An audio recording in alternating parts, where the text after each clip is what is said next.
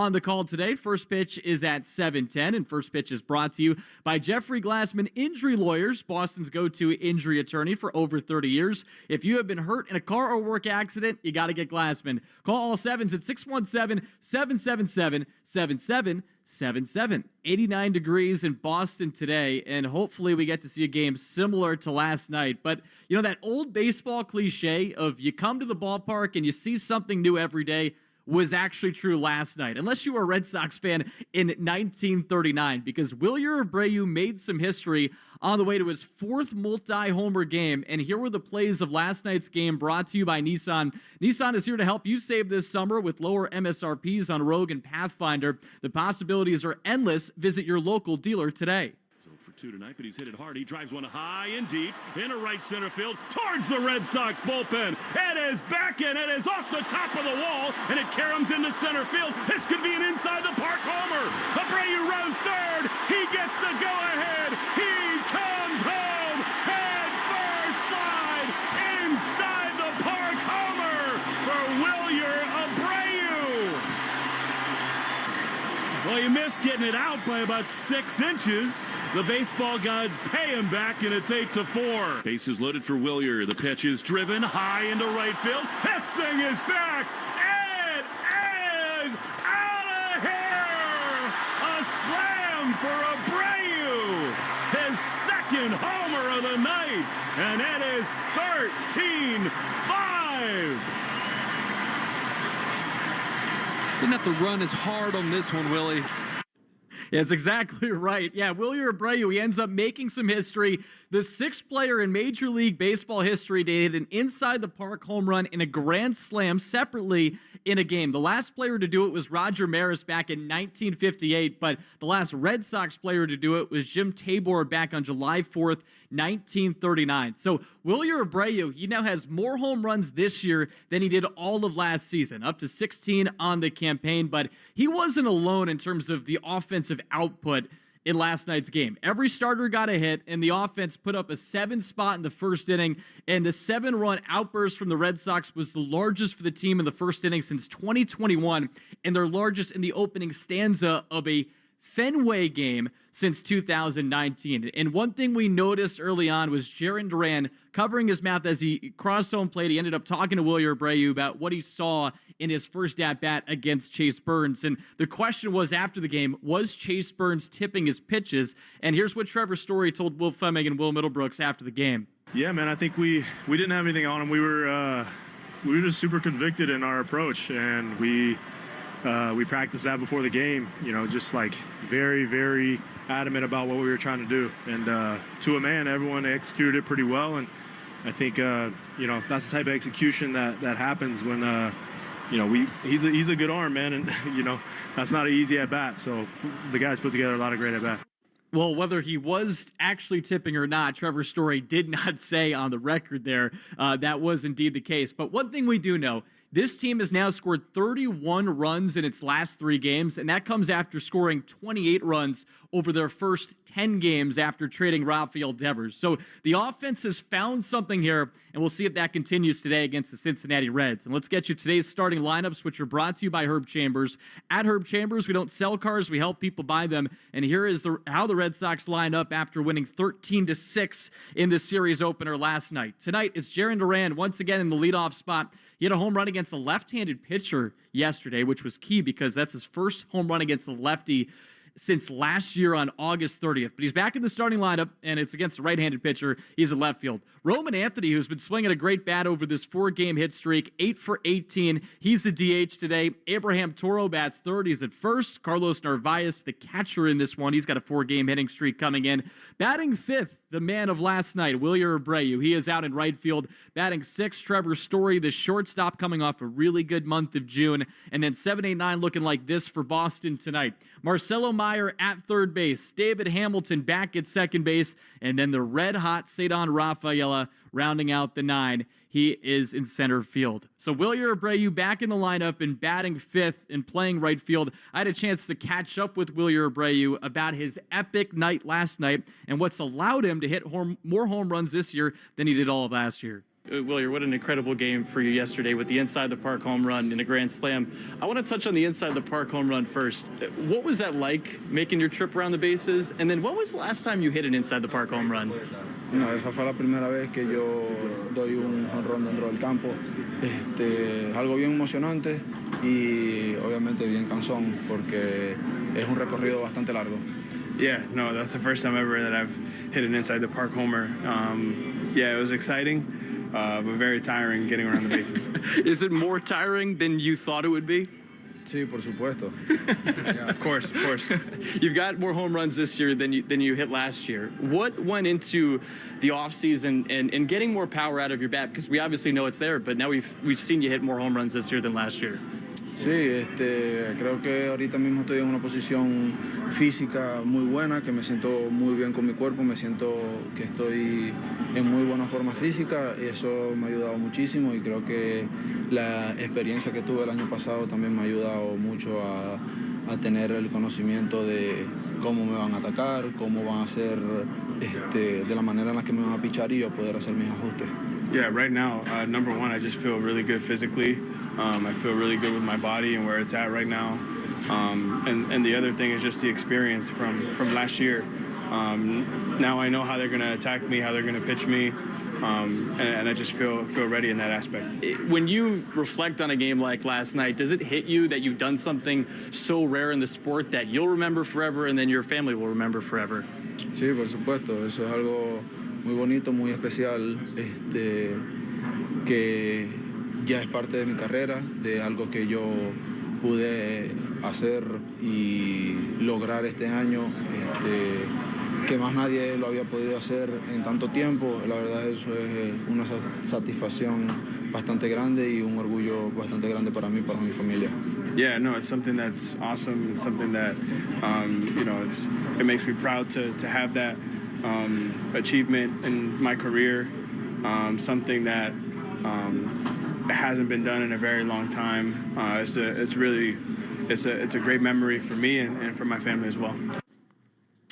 Now we'll see what the encore performance is here from Willier Abreu, but since coming off the IL, he's hitting .324 with a .990 OPS. Again, the epic night last night. We'll see what he can do against Brady Singer and the Cincinnati Reds. And let's get to today's pitching matchup, which is brought to you by Town Fair Tire. For the best prices on tires, nobody beats Town Fair Tire, nobody. And it's Richard Fitz getting the start for the Sox. 0-3, 4.68 ERA across 6 starts. And last time out against the Angels, he went 4 innings and allowed 2 runs. He ended up allowing 2 home runs, even though he did strike out 6 in that game. The Red Sox have still not won any Richard Fitz start. And he's made 10 starts in his career. He's got an ERA in the big leagues of 3.35. So again, this is a guy that's pitched well most of the time, and hopefully the offense can come through for him, and hopefully he can also pitch well here against the Reds. Brady Singer on the other side, first year in Cincinnati. He is 7-6 with a 4.31 ERA across 16 starts. He's making his 5th career start against the Sox, 2-2, 4.71 ERA across those 4 starts against Boston. You can watch the Red Sox pregame show on Twitch. Just follow WEEI, brought to you by Subaru of New England. It's going to be a Subaru summer. Find your 2025 Subaru at SubaruofNewEngland.com. And coming up in about 15 minutes, we will hear Lou Merloni's pregame chat with Red Sox manager Alex Cora, and that's brought to you by your New England Ford dealers. Hurry in to get employee pricing on the full lineup of vehicles Ford from America for America. But coming up next, we got Will Middlebrooks joining us from the Joe Castiglione radio booth against Sox and Reds. Game 2 of a 3-game set coming up here on Fenway Park. I'm Joe Wild. This is the Mass Mutual pregame show. Talk to Mass Mutual today. Feel comfortable about tomorrow. Hey, not to be dramatic, but you should smell this. It smells so good. Whoa, that's quite the reaction to mixing and matching Gain scents. Let's hear another from Ashley, who mixed Gain products and went... I'm so excited. Yes, you are. What about you, Isaiah? That's what I'm talking about. Yeah. Yeah, and Emily summed it up like so. It is just chef's kiss. Couldn't have said it better myself. Mix, match, more happy with Gain. New England's biggest sporting event of the summer. New England Revolution and superstar Carlos Hill versus Inter Miami and soccer legend Lionel Messi at Gillette Stadium on July 9th at 7:30. This place erupts. Don't miss the second act of this epic showdown. Get your tickets for July 9th at revolutionsoccer.net/tickets. That's revolutionsoccer.net/tickets.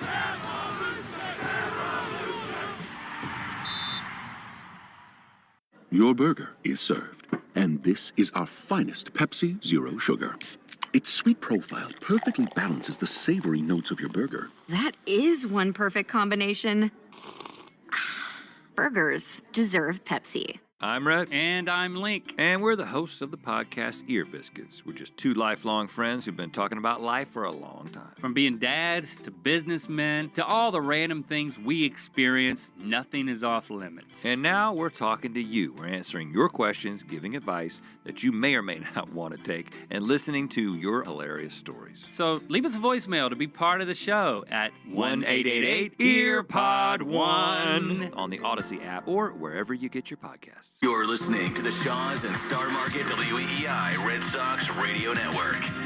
And this is the Mass Mutual pregame show. Talk to Mass Mutual today. Feel comfortable about tomorrow as we get you ready for Game 2 of a 3-game set. Red Sox and Reds here from Fenway Park. Joe Weil with you inside the Ford Clubhouse Fenway studio.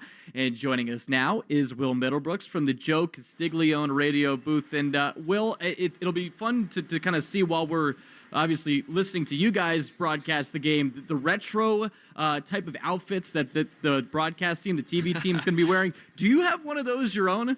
I do not, and I'm pretty happy about it, actually. Yeah, I just saw Jemai walking down on the field, and I cannot wait for you to see what he's got on. Obi and Loomer look pretty good. It's not too crazy, but wait till you see Jemai.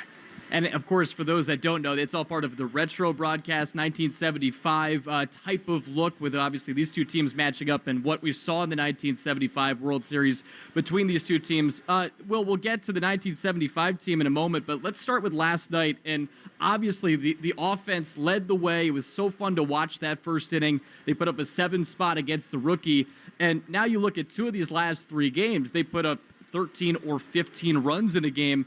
Has what the offense has done over these last 3 days given you more hope about the team's ability here to kind of stay in it before the trade deadline? Yeah, totally, Joe. I mean, you look at this roster, and they lack, in the middle of their lineup, guys that pitchers fear, right? They lack a little bit of thump, the veteran big bats in the middle of the lineup right now. Obviously, Bregman not too far off, as we've heard over the last couple of days. You're not going to have Raffy Devers. You got to let go of that, and at some point, maybe they go out and add a bat. But for right now, they have to play a different style of baseball, right? You can't play this 2025 version of baseball, which you see around the game right now, is pull, launch, hit the ball in the air. This team's got to be a little more old school, a lot more string hits together, move hitters along. I know there were some home runs yesterday, so that kind of goes against that. But there are also a lot of line drives in the gaps, walks, prolonging innings, and that's going to be the baseball they're going to have to play and cause chaos on the base paths. Yeah, how encouraged from the walk standpoint in that first inning especially. We saw a long at-bat from Jaron Duran to lead things off, and then Cedon had a long at-bat as well. I mean, how much does that encourage you to see those two guys, top and bottom of the lineup, doing things like that?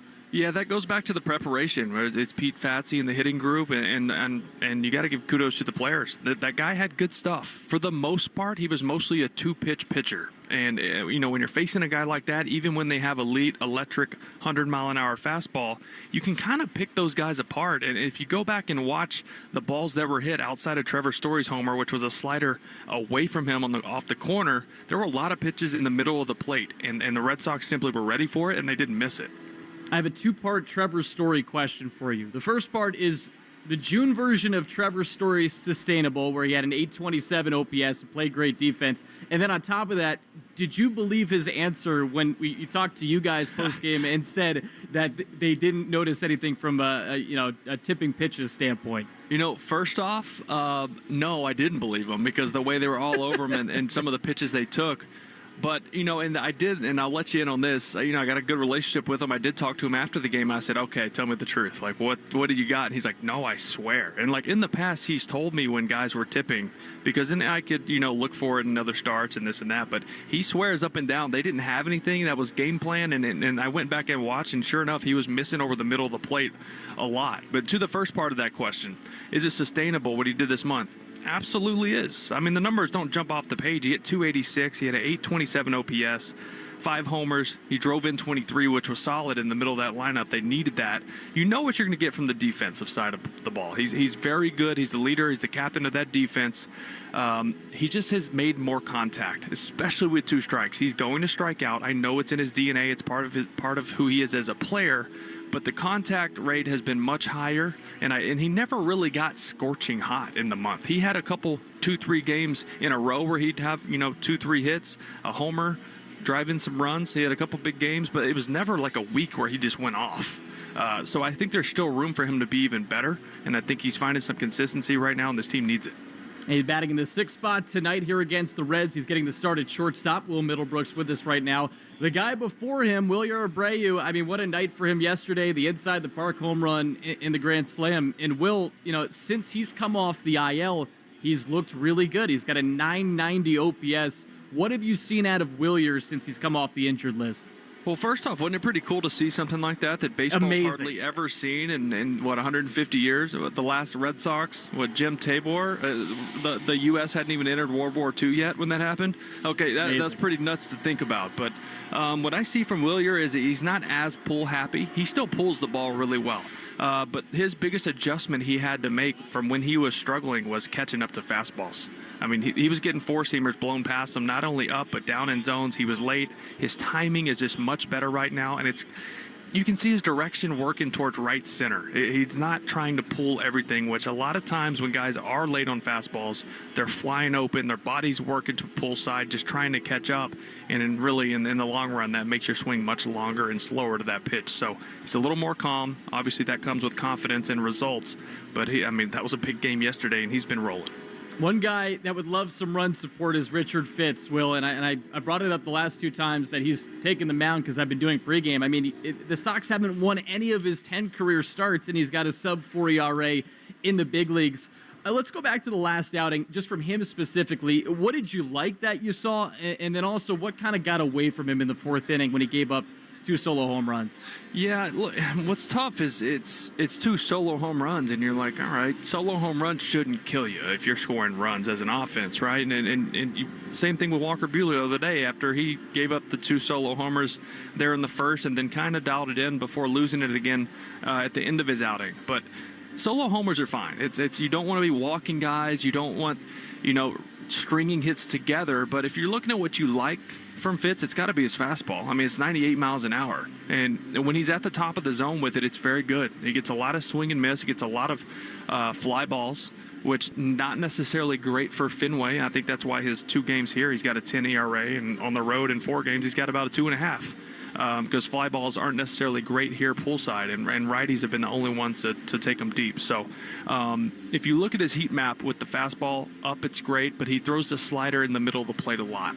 And I think that's going to be the biggest adjustment, is getting ahead with those fastballs up in the zone, also utilizing that with 2 strikes. But when he does throw the slider, he's got to pitch to the edge and just off. Yeah, and you mentioned the 4-seam fastball. I mean, he did have 10 swing and misses on that in his last start. He only went 4 innings, too. So hopefully we get to see more of that tonight.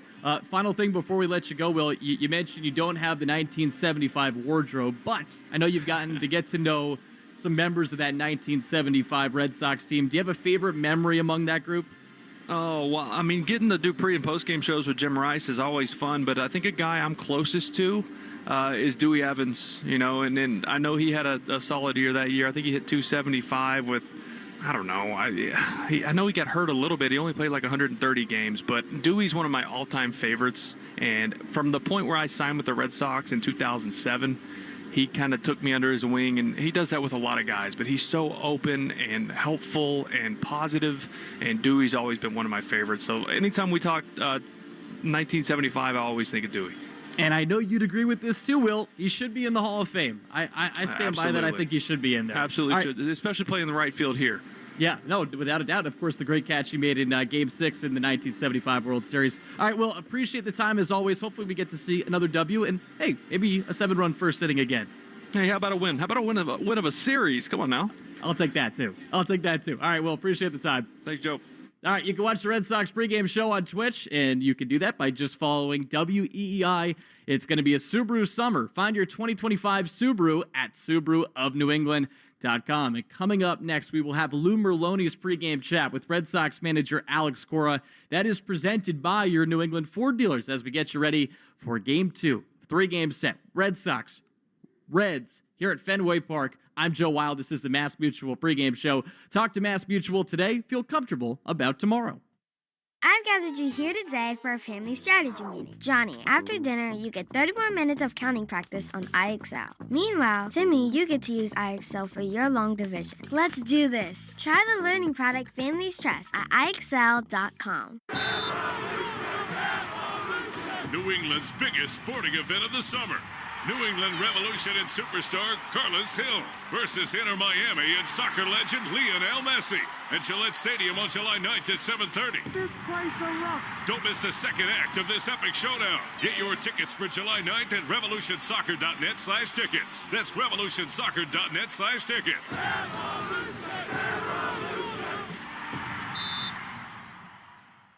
Morning decisions. A creamy mocha frappuccino drink? A sweet vanilla?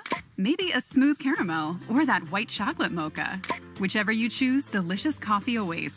Start your day with bottled Starbucks Frappuccino drinks. Pick up a bottle near you wherever you buy your groceries. What We Spend is a new podcast that explores something we almost never talk about. Every week, you'll hear a different guest share everything they spend their money on. What We Spend is available now on the free Odyssey app or wherever you get your podcasts. Going on vacation? We're here for it. With kids who turn a back seat into a courtroom drama over whose tablet is louder, whose charger is faster, and why watching the same cartoon for the 100th time is a human right? Yep, we totally have vehicles to handle that.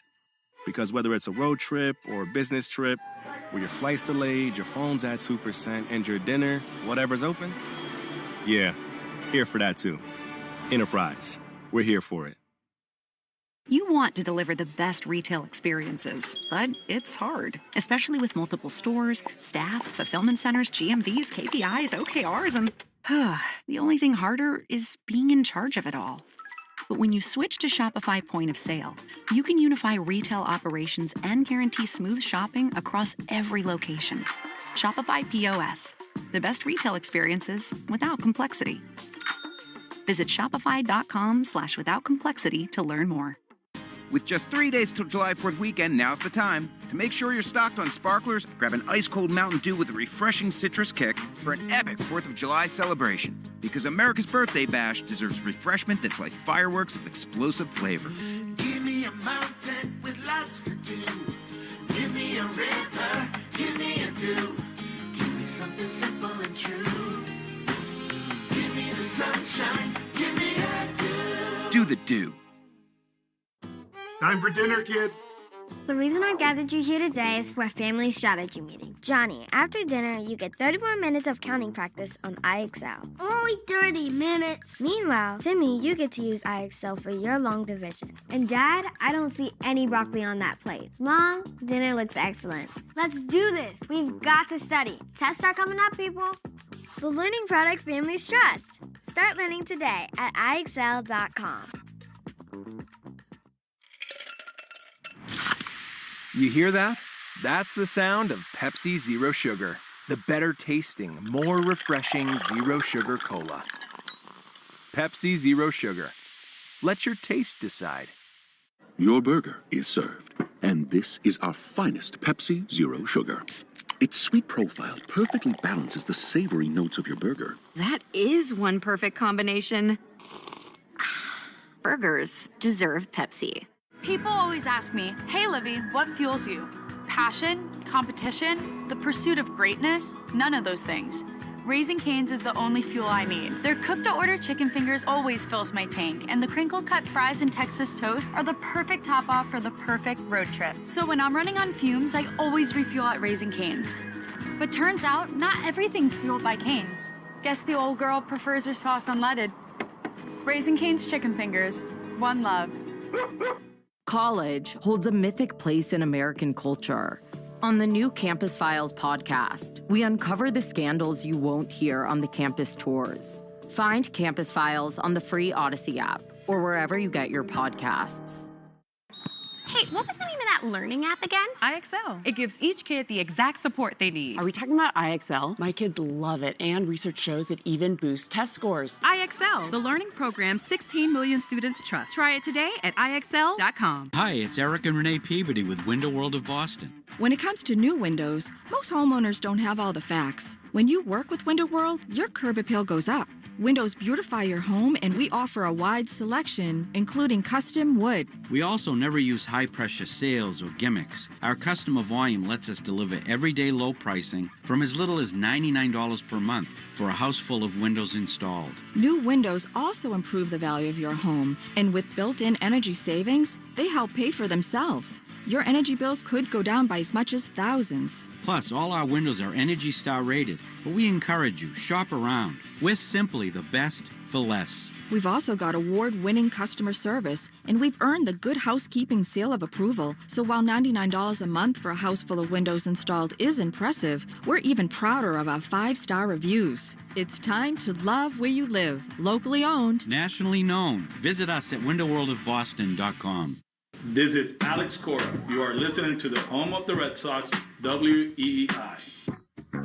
And this is the Mass Mutual pregame show. Talk to Mass Mutual today. Feel comfortable about tomorrow. As Will Middlebrooks just said, let's try to just get a series win tonight. Game 2 of a 3-game set between Boston and Cincinnati here at Fenway Park. And before every game, we interview Red Sox manager Alex Cora. And Alex Cora on WEEI is brought to you by your New England Ford dealers. Hurry in to get employee pricing on the full lineup of vehicles. Ford, from America, for America. And here is Lou Merloni with the Red Sox manager. Here with Red Sox manager Alex Cora. Alex, obviously big offensive explosion last night. That had to feel good. You've had a couple of these now in the last 3 days. Yeah, I think honestly, like the guys are doing a better job using the big part of the field. You go back to the Sunday game, 2-0 fast, we're right in the middle. We tried to pull it on Willie with men at second and third. So we're trying to avoid that. And, Toro with the line drive the other way. Trevor going straight center. Willie did a better job yesterday, so it feels good now. I remember like the first 2 or 3 weeks of really Marcelo being up here and Roman having good at-bats. But it seemed like after about 3 or 4 weeks, 3 weeks in this league, that the adjustments are made. Maybe their eyes are getting settled because now they're starting to see the results. Yeah, especially Roman. And, we've been talking about it the whole time. The quality of that bat is real. He doesn't chase pitches. He hits the ball hard, so it's just a matter of time. With Marcelo, obviously he wasn't here the 3 days before yesterday, but the ability to hit the ball the other way. He can do that. We know he can pull the ball in the air for power, but giving himself a chance to stay on pitches, it matters, and yesterday was a good day for him. I want to ask about Willie Abreu, because this is a guy that last year he got injured. Maybe the season kind of slowed down a little bit for him. Here he's picking it up right now. This guy can be like a force in the middle of your lineup, can he? Yeah, he's important, and, obviously with Masa coming back and Alex soon, the lineup is going to be a lot longer than what it is right now. And, don't get me wrong, I like where we at right now, but hitting Willie lower in the lineup, Carlos lower in the lineup is going to benefit us. And the thing with Willie, and we're still waiting on that. As you remember, in 23, 24, more patient, taking his walks.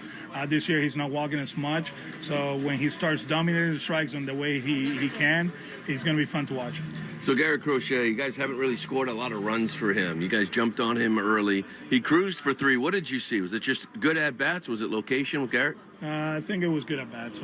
Hayes have done that against lefties throughout his career. He hit the triple and then the homer. I think the stuff was good. There's certain pitches in certain situations that they didn't, get to where we wanted to, but give credit to them. They battle. They stay in the game, and they push us to use our bullpen.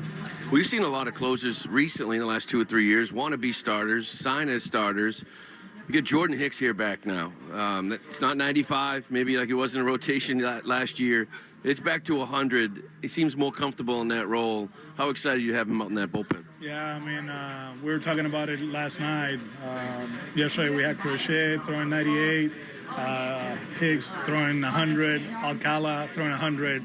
We didn't have that 3 years ago, and the margin for error is a lot bigger when you're throwing hard. We know that, and I think that sinker is going to play.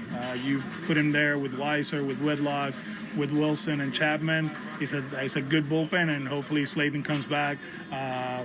Sooner rather than later, it's going to be a great one. You guys got a couple guys hopefully coming back. I want to ask you about Massa first because he has been hitting, right? A little bit stop and go here once in a while. He's going to start his rehab assignment.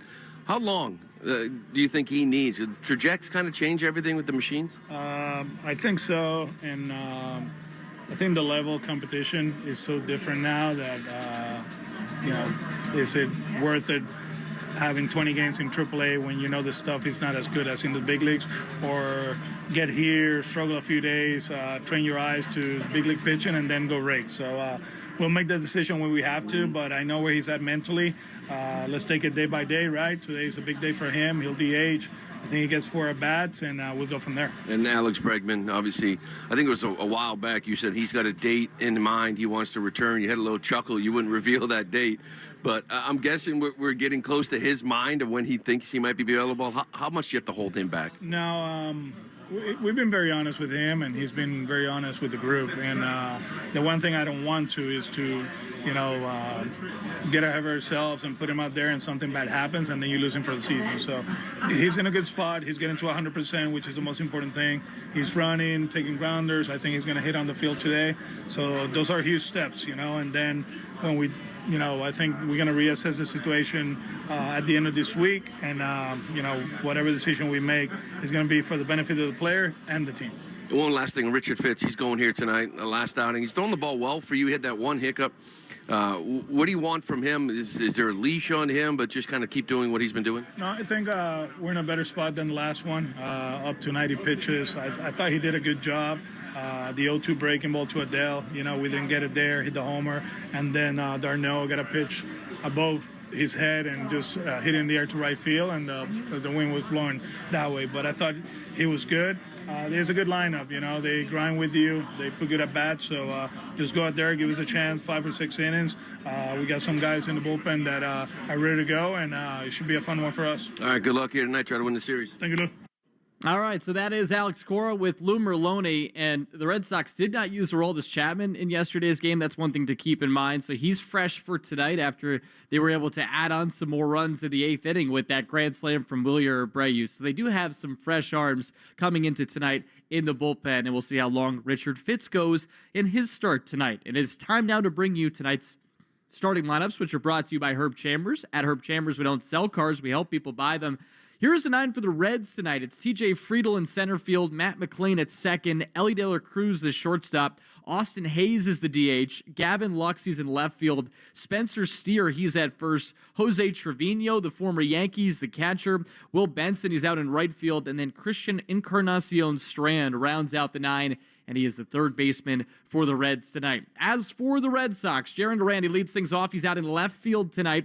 Batting second, it's Roman Anthony, the designated hitter. Mentioned this before, but he's got a 4-game hitting streak coming into tonight. He's 8 for 18 in that span. Abraham Toro, who had 2 walks and an RBI single yesterday, he bats third. He's at first base. Carlos Narvaez, 6 for 17 during his current 4-game hitting streak. He bats cleanup. Wilyer Abreu, he is out in right field, hitting .324 since coming off the IL. He bats fifth. Trevor Story, as we talked about with Will Middlebrooks, coming off a very solid month of June in which he posted an .827 OPS and a .286 average. He bats sixth, and he is a shortstop in this ball game. 7-8-9 looking like this. Marcelo Meyer, who went 2 for 5 yesterday, he bats seventh, plays third base. David Hamilton, he's in the 8th spot in the lineup, back at second base. And then Cedon Rafaela rounding out the 9. He is once again in center field. He's got a 4-game hitting streak as well.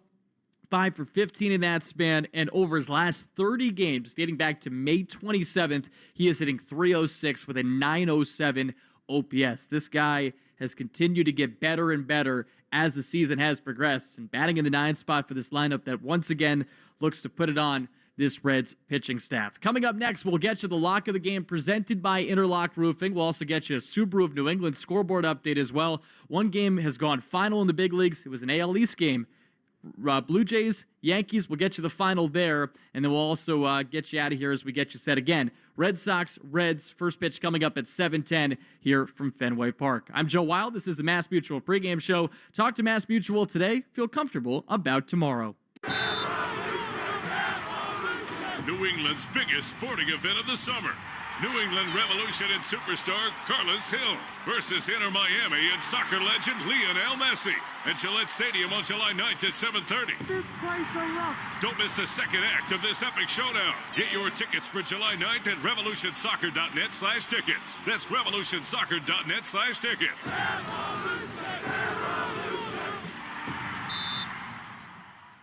I've gathered you here today for a family strategy meeting. Johnny, after dinner, you get 30 more minutes of counting practice on IXL. Meanwhile, Timmy, you get to use IXL for your long division. Let's do this. Try the learning product families trust at IXL.com. I'm Jenna Fisher. And I'm Angela Kinsey. And together, we have the podcast Office Ladies. Just because we finished rewatching The Office does not mean we're going anywhere. Every Wednesday, we'll be sharing even more exclusive stories from The Office and our friendship with brand new guests. Plus, you can revisit all the Office Ladies rewatch episodes every Monday with new bonus tidbits before every episode. So follow and listen to Office Ladies on the free Odyssey app and wherever you get your podcasts.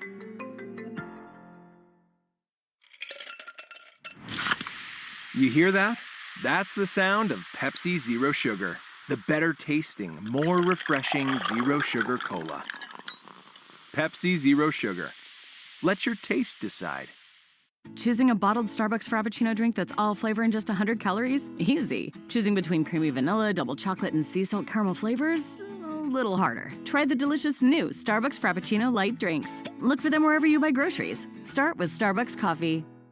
Your burger is served, and this is our finest Pepsi Zero Sugar. Its sweet profile perfectly balances the savory notes of your burger. That is one perfect combination. Burgers deserve Pepsi. Red Sox Review after the game on 93.7 WEEI. And this is the Mass Mutual pregame show. Talk to Mass Mutual today. Feel comfortable about tomorrow as the Red Sox look to take the series here against the Reds. We're about 25 minutes out from first pitch here at Fenway Park. Joe Wild with you inside the Ford Clubhouse Fenway studio. And before we get to the rest of our stuff here in pregame, I did want to note that Masataka Yoshida is back playing game action tonight. He's with the Woo Sox. He's batting second. He's a DH there in his first rehab game. And then Kyle Harrison making his second start since coming over in the Rafael Devers trade. So a lot to watch out for tonight in Worcester as they take on the Syracuse Mets at Buller Park. We'll get you updates on that in postgame. Every game we have the New England Chevy Dealers question of the day. Together we drive. You can listen in for that during the broadcast today. And here is the question that we have on our X account at Sox Booth. It's a great question, and it's related to tonight with, we talked about the Nesson broadcast doing the retro look during their broadcast tonight. And, of course, when you hear Reds versus Red Sox, you can't help but think of 1975. So here's the question that we have on our X account. What is the best Red Sox team to not win a World Series? The options are 1975, of course, they lost in 7 to the Reds.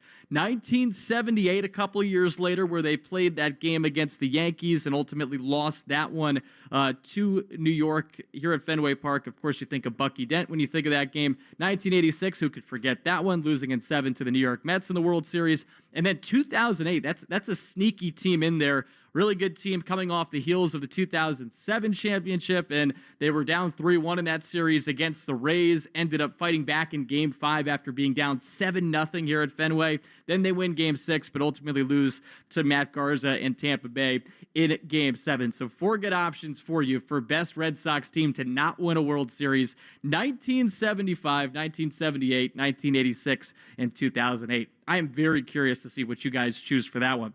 Here is the lock of the game presented by Interlock Roofing. Never re-roof again.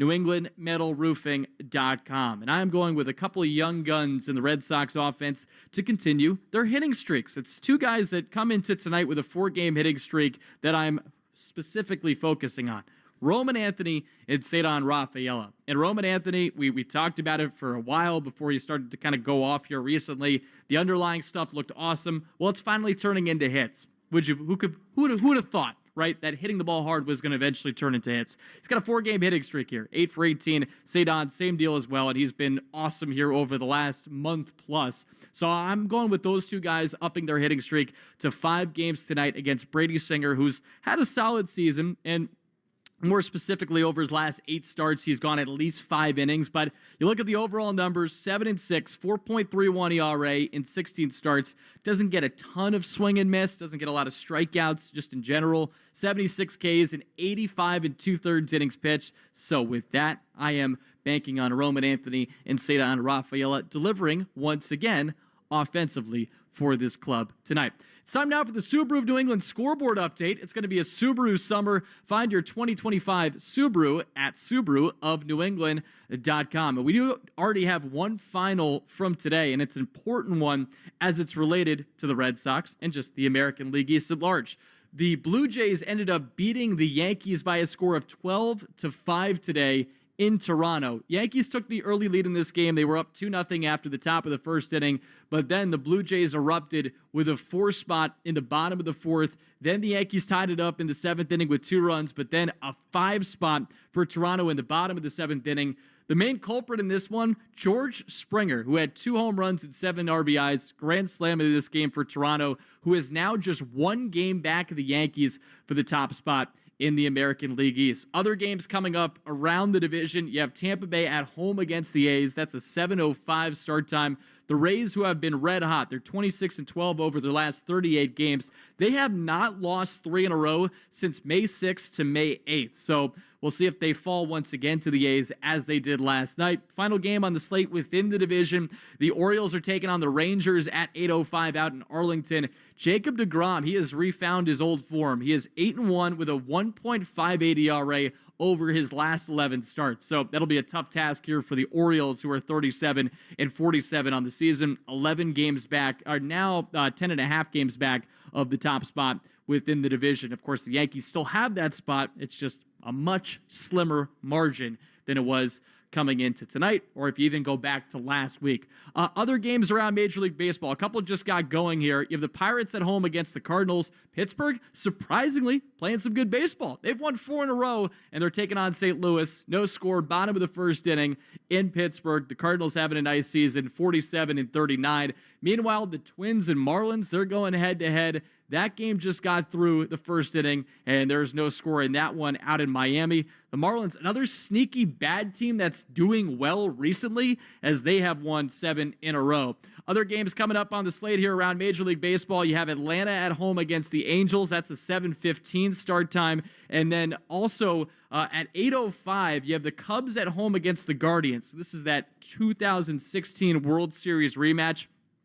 Cleveland's offense has been ice cold recently. They have been shut out in 3 of their last 4 games. They're 40-42 overall this year after making the ALCS last year. So they're taking on the Cubs, who of course have the top spot in the NL Central at 49-35. Quickly getting you the rest of the games here. Houston on the road against Colorado at 8:40. Seattle's at home against the Royals. That's a 9:40 start time. Arizona takes on the Giants, and the Giants are 4-9 since the Devers trade. That gets going at 9:40. And then final game still on the slate. It is the Dodgers at home against the White Sox. That starts up at 10:10. 3 games got postponed today. Phillies and Padres, Washington and Tigers, and then the Mets and the Brewers. You have been listening to the Mass Mutual pregame show. Talk to Mass Mutual today. Feel comfortable about tomorrow. Big thank you to Joe Braverman back at the flagship WEEI. I'm Joe Weil here in the Ford Clubhouse studio saying so long. Ford Clubhouse Fenway studio as we get you set again. Red Sox and Reds. We have Sean McDonough and Will Middlebrooks on the call coming up next on the Shaws and Star Market WEEI Red Sox Radio Network. You've been listening to the Mass Mutual pregame show. Mass Mutual, insurance, planning, investments. The Red Sox are coming up next on the Shaws and Star Market WEEI Red Sox Radio Network. New England's biggest sporting event of the summer. New England Revolution and superstar Carlos Hill versus Inter Miami and soccer legend Lionel Messi at Gillette Stadium on July 9th at 7:30. This place erupts. Don't miss the second act of this epic showdown. Get your tickets for July 9th at revolutionsoccer.net/tickets. That's revolutionsoccer.net/tickets.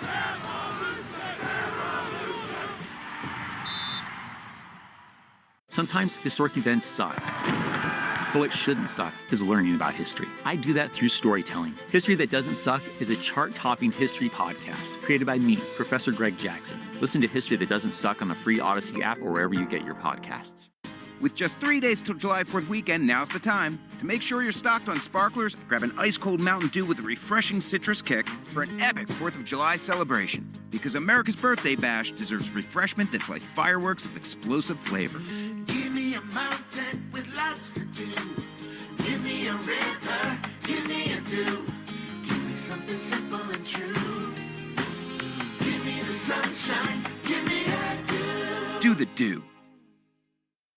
Funny how quickly there's no time to stop. Becomes maybe we do need a stretch.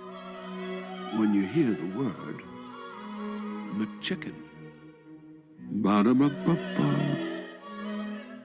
Choosing a bottled Starbucks Frappuccino drink that's all flavor and just 100 calories? Easy. Choosing between creamy vanilla, double chocolate, and sea salt caramel flavors? A little harder. Try the delicious new Starbucks Frappuccino light drinks. Look for them wherever you buy groceries. Start with Starbucks coffee. Shopify Point of Sale is retail made right, so you can give in-store shoppers what they really want. Like buy online, pick up in store? Yep. Can I display in-store stock online? Definitely. From every location? From 1,000 locations. Email capture, easy returns? Of course. Can it make me right all the time? No. Shopify Point of Sale. Retail made right. Visit shopify.com/in-store to learn more. Your burger is served. And this is our finest Pepsi Zero Sugar. Its sweet profile perfectly balances the savory notes of your burger. That is one perfect combination. Burgers deserve Pepsi. Going on vacation? We're here for it.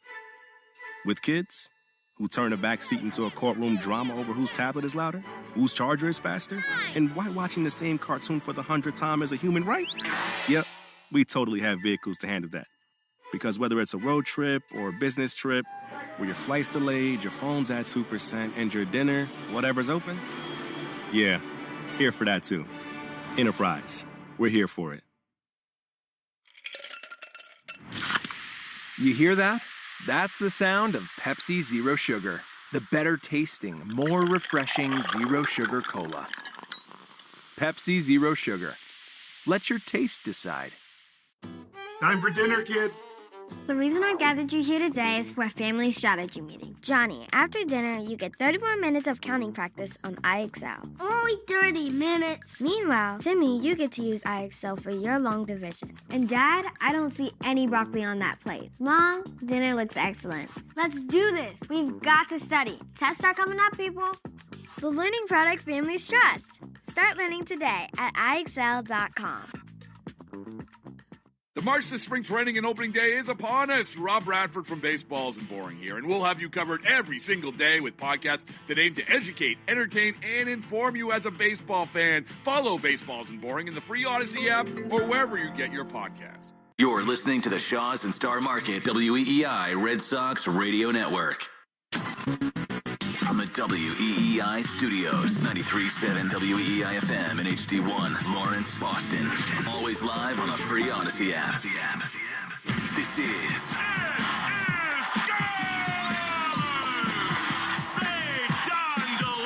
Red Sox Baseball. Can you believe it? On the Shaws and Star Market WEEI Red Sox Radio Network. And the left field, adios. Sale winds, he fires. Swing and a miss, strike three, it's over. And the Red Sox win.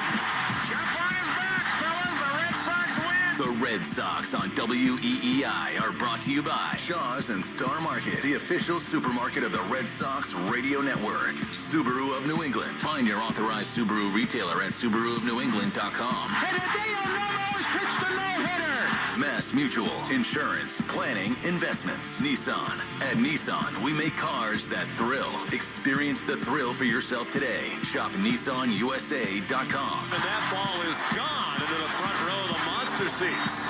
Drains by James. Eastern Mass's choice for drain cleaning and pipelining. Arbella, here for good. Fires. Swing and a miss, strike three, it's over. By Cars for Kids. That's Cars with a K to donate your car today. Ford Trucks, official truck of the Boston Red Sox. Strike three, a no-hitter. 23-year-old Trey Buchholz has no-hit the Baltimore Orioles. Morgan & Morgan, America's largest injury law firm. Sponsored by Town Fair Tire. For the best prices on tires, nobody beats Town Fair Tire. Nobody. Duran will score. Dig Safe. Click digsafe.com or call 811 before you dig. Cape Cod Lumber. Find the lumber for your next project. cclco.com. Way back. Grand slam. Citgo. Club Citgo can save you money every day. When you start with Citgo, you're good to go. 110 Grill. Gluten-free dining done right. C&S Wholesale Grocers. It's gone. Into the bullpen. Brought to you by findmassmoney.gov. The Department of Veteran Affairs. Hackman Wealth Partners. Boston's premier retirement planning specialist. Well, they just yelled. Veritek and A-Rod are having words, and now they're in a fight. Herb Chambers. At Herb Chambers, we don't sell cars, we help people buy them. Interlock Metal Roofing. Visit NewEnglandMetalRoofing.com. Never re-roof again. Swing and a miss. He got him. Battle won by House. McFarland Energy, the region's most dependable provider of home heating oil delivery, as well as expert HVAC services at McFarlandEnergy.com. Northern Bank, your partner for growth. Here's the throw. Roberts dives, and he is safe. And by Verizon Wireless, the network Boston relies on. New England Chevy dealers. Together, let's drive. Goodbye, Christian Campbell. Now, with all the play-by-play action, here's Sean McDonough and Will Middlebrooks. Good evening, everybody, from Fenway Park in the heart of America's greatest city, Boston, Massachusetts.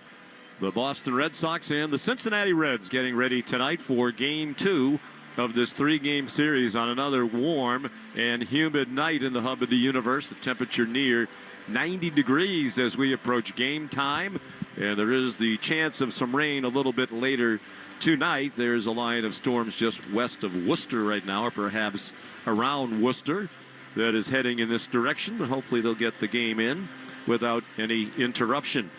Red Sox won game 1 of this series last night in a wild one, a slugfest. 13-6 was the final score. Big night for Wilyer Abreu. He had the inside the park home run, a solo homer, and then a grand slam that cleared the fence. He's the first major league player to do that daily double since Roger Maris back in 1958. Red Sox coming out of their dugout. We're getting ready for tonight's national anthem, brought to us by BuildSubmarines.com, where you'll find stable, sustaining, skilled trades careers, helping bring the next generation of U.S. Navy submarines to life. We build giants because it takes one to build one.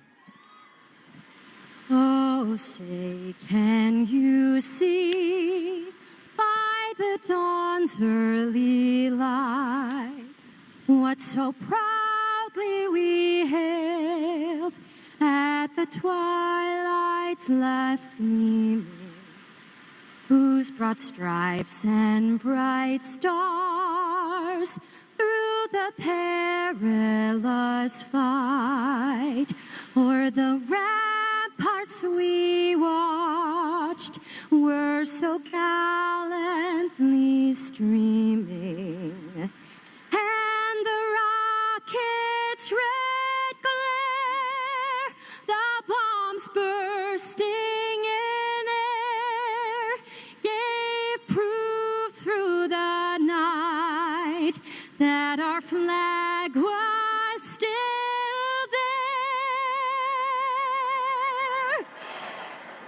Oh, say, does that star-spangled banner yet wave o'er the land of the free and the home of the brave? Gina Claire Mason of Nashville, Tennessee, with our national anthem.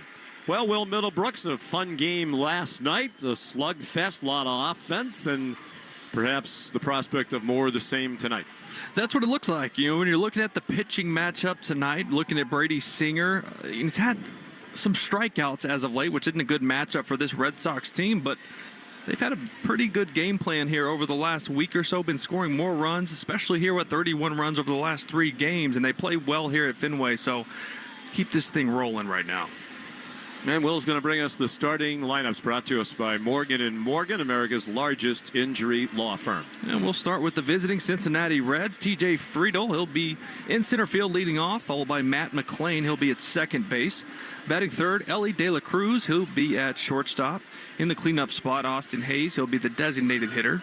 Followed by Gavin Lux in left field. He'll bat fifth. Batting sixth, Spencer Steer just won the NL Player of the Week after 4 home runs last week. He'll be at first base. In the 7 hole, Jose Trevino. He'll be the catcher.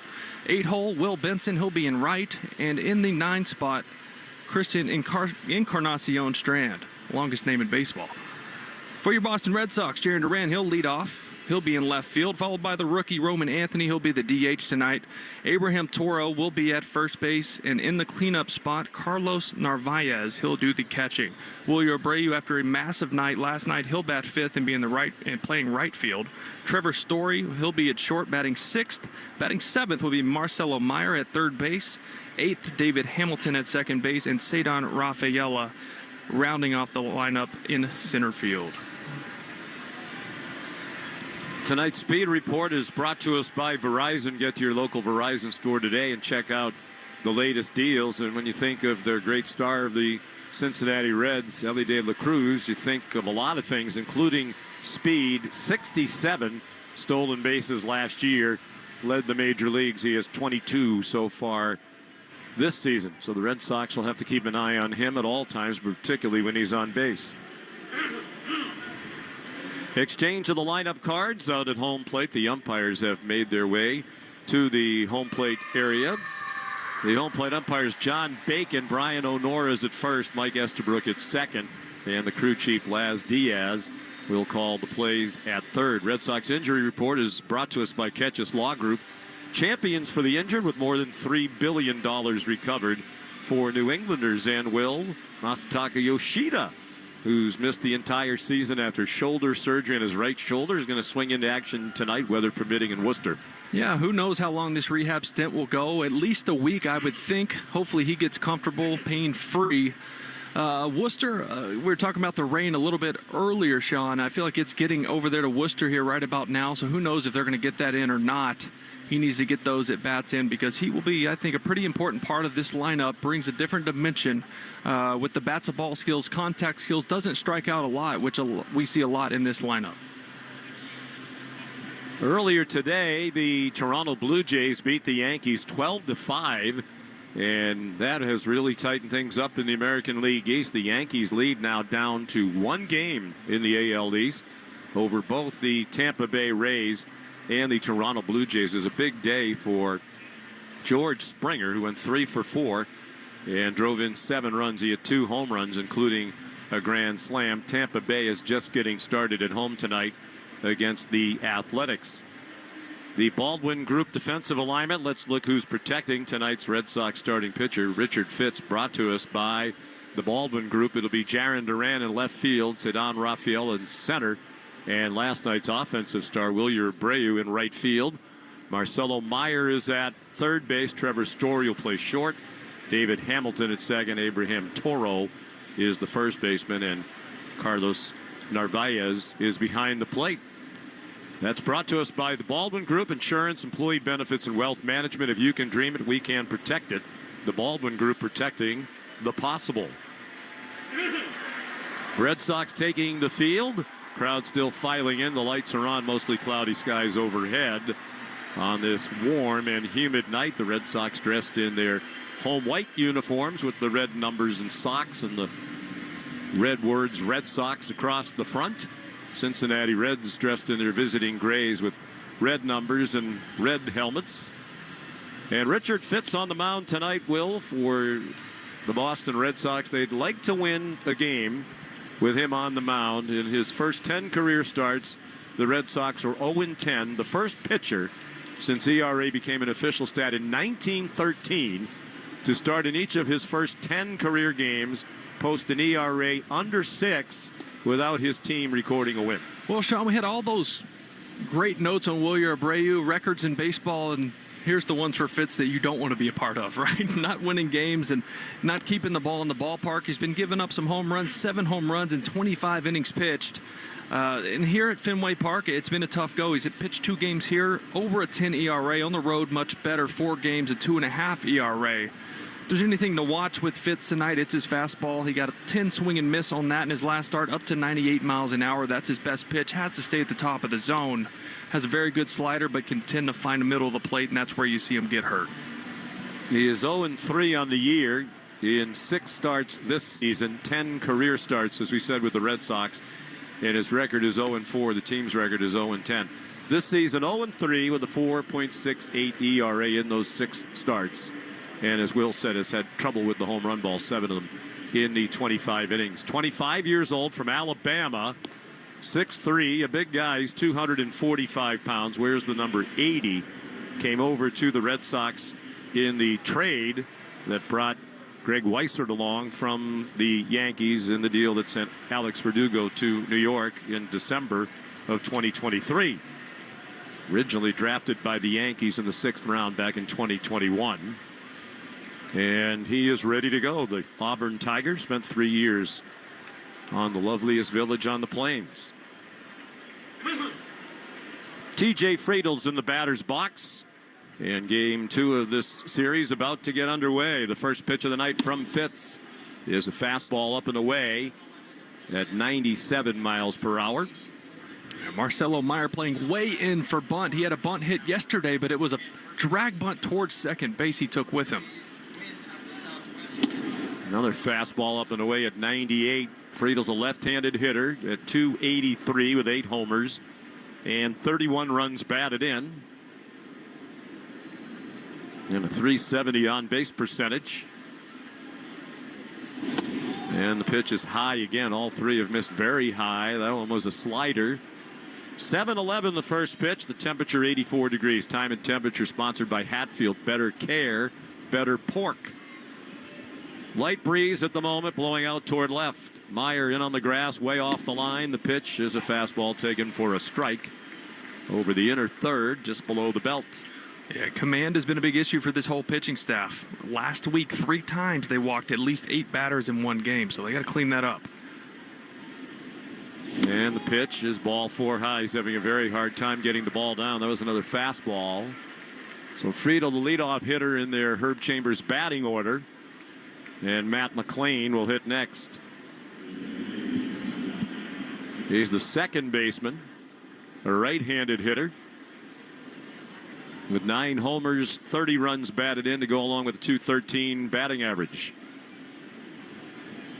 Pretty good lead from first for Friedel, held on by Toro. The pitch is a breaking ball up and away. Everything is high. Everything's up, and that always makes me think grip. It's a warm night. It's a sweaty night. How much of that has to do with his lack of grip on the baseball right now?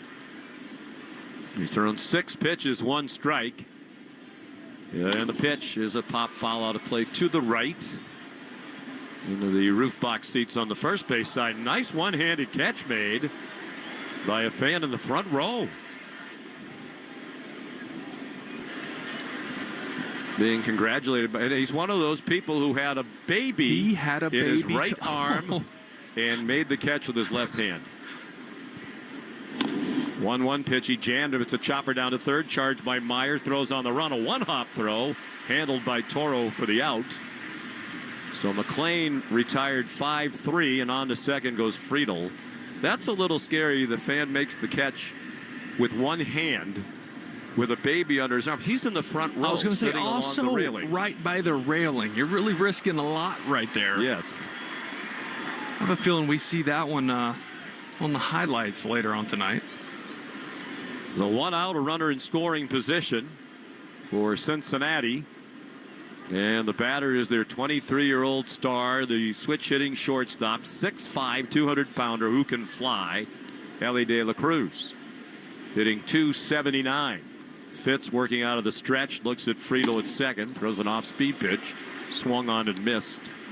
18 homers for De La Cruz and 57 runs batted in. He's in the top 10 in the National League in both of those categories.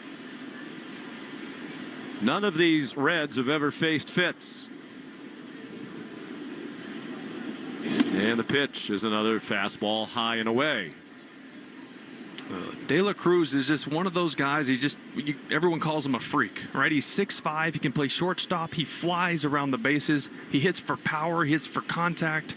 Special player. Again out of the stretch. Fitz delivers. It's a bounding ball down the first, handled by Toro. He'll play it himself at the first base bag. De La Cruz retired for the second out, and on the third goes Friedel. So he's gone from first to third and a couple of ground outs. He has a word from J.R. House, their third base coach, as he arrives over there. Colin Cowgill coaches first. I'll probably call him Colin Cowherd before the night is over at some point or another. So Fitz working out Austin Hayes, who hit his 7th home run of the season here last night. .295 average, 29 knocked in. Trying to check his swing, was much too late on a fastball into the hands. Hayes, the former Baltimore Oriole.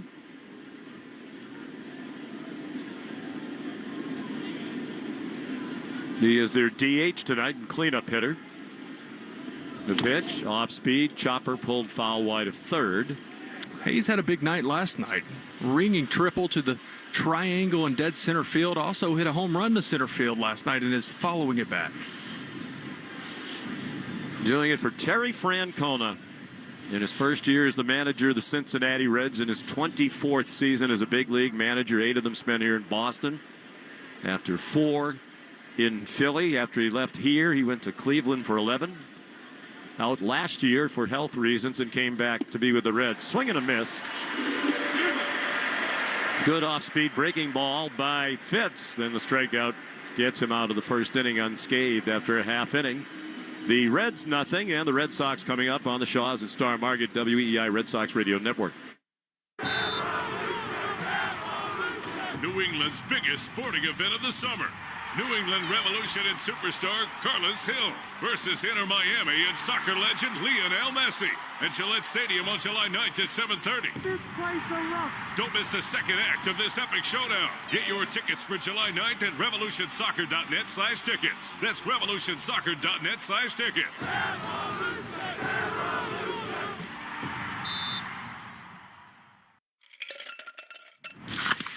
You hear that? That's the sound of Pepsi Zero Sugar. The better tasting, more refreshing Zero Sugar Cola. Pepsi Zero Sugar. Let your taste decide. I'm Dana Carvey. I'm David Spade. Fly on the Wall's back for another season, now on audio and video every Monday and Thursday. So many incredible guests will be joining us. Follow and listen to Fly on the Wall everywhere you get your podcasts. Too good to be true. Your burger is served. And this is our finest Pepsi Zero Sugar. Its sweet profile perfectly balances the savory notes of your burger. That is one perfect combination. Burgers deserve Pepsi. Morning decisions. A creamy mocha frappuccino drink? A sweet vanilla? Maybe a smooth caramel? Or that white chocolate mocha? Whichever you choose, delicious coffee awaits. Start your day with bottled Starbucks Frappuccino drinks. Pick up a bottle near you wherever you buy your groceries. With just 3 days till July 4th weekend, now's the time. To make sure you're stocked on sparklers, grab an ice-cold Mountain Dew with a refreshing citrus kick for an epic 4th of July celebration. Because America's birthday bash deserves refreshment that's like fireworks of explosive flavor. Give me a mountain with lots to do. Give me a river, give me a dew. Give me something simple and true. Give me the sunshine, give me a dew. Do the Dew. Take Boston sports with you wherever you go. Download the Odyssey app. Now, back to Red Sox baseball on WEEI. To the bottom of the first we go, no score. Cincinnati left a runner at first in the top of the inning. Brady Singer ready to go, and the right-hander throws a fastball. Taken for strike one by Jarren Duran. Red Sox leadoff hitter tonight in their Herb Chambers batting order. Sponsored by Herb Chambers Genesis of Auburn. Singer delivers a line drive, left center field, in for a hit. Played on one hop by the left fielder, Gavin Lux. Throw to second, not in time. It might have been in time if it was on target, but it was to the outfield side of the bag. And the second baseman, Matt McLean, had to field it well off the bag, so Jarren Duran has a leadoff double and a good start for the Red Sox. Yeah, it's a great sign for Jarren Duran. Getting back to left center. He's been rolling over and pulling just about everything. Even the homer yesterday was right down the line. To your point, Sean, almost a good throw. Probably had him at second, but he pushed the limit.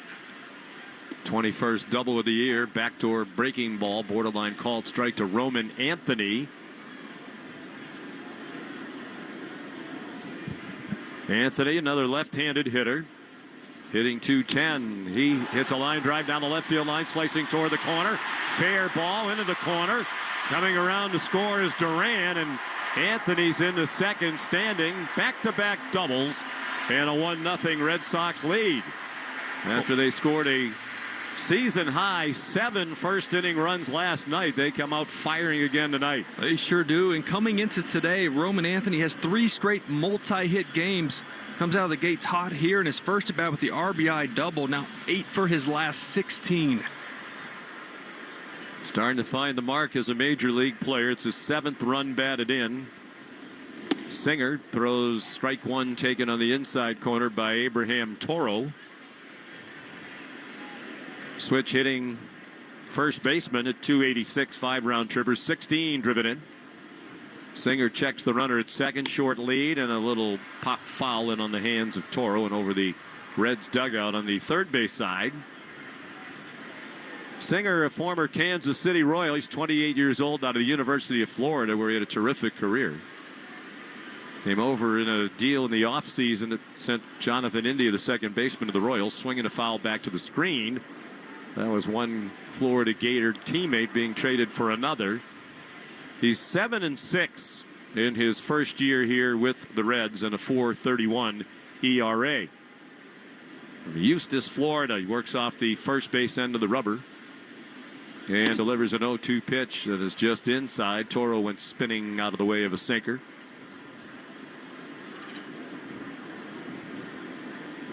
Singer throws a sinker, slider, cutter, 4-seamer, and the very occasional sweeper. And his pitch is a breaking ball just a little bit low. That was the sweeper. He has an interesting setup, does Singer, as we said, on the first base end of the rubber. His pitch is pulled foul. His front leg, his left leg, that was a rocket over the Red Sox dugout, is almost perfectly straight, and his right leg bent pretty significantly behind him. You know, looking at the stats here from Singer, he struggled against Boston in his career. 2 starts last year when he was with Kansas City. Gave up 18 hits and 8 runs.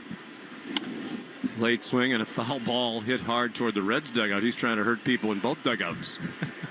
Yeah, they got the best of Singer last year for sure.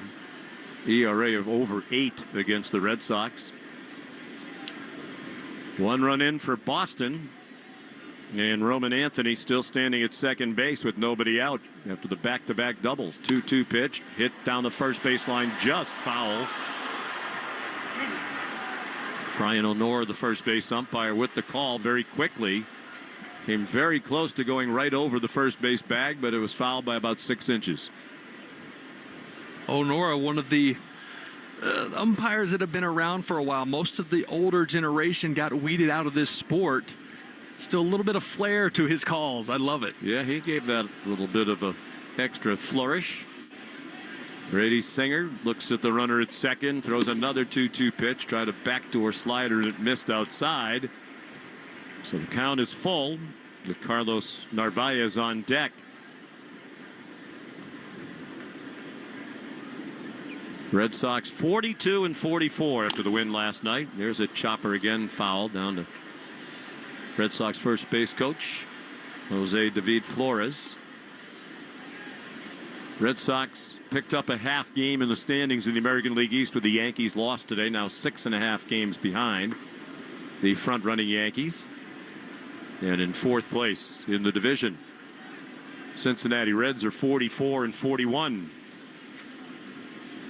The pitch hit down the right field line, hooking toward the corner. Long run for Will Benson, and a terrific sliding catch on the warning track. Anthony Taggs goes to third. The relay throw got past the third baseman and went off the facing of the dugout, but backed up by the pitcher Singer. So a terrific catch after a long run for the right fielder Will Benson, who made the catch on the dirt not far from the pesky pole. Sliding catch. It's a great play by Benson. I would have loved to have seen Roman Anthony tag up there with no outs. When it's borderline like that with no outs, you want to be able to move up. Obviously, it ended up being a really close play at third because he was halfway there, had to go back and tag up. They had a really good shot at him, but an errant throw from Steer. So it's the first out of the inning, and here's Narvaez. Terry Francona brings the Cincinnati infield in, already down 1-0. Hit hard, base hit, ground ball right through the drawn-in infield on the right side. Narvaez brings home Anthony from third, and the Red Sox lead 2-0. As Narvaez was up there, first ball swinging, and collects his 27th run batted into the season. That's a 5-game hit streak now for the Red Sox catcher. We've seen this from Narvaez so often, and second basemen continue to shift him up the middle and leave that 4-hole wide open for him. He just continues to shoot that hole, especially with runners in scoring position. Wilyer Abreu, last night's star, takes strike one, belt high outside corner. A grand slam last night was the first of his career. The 2 homers last night gives him 16 for the year. 45 runs batted in, a .256 hitter. He takes a ball up and away, and a good catch of it by Jose Trevino, the catcher.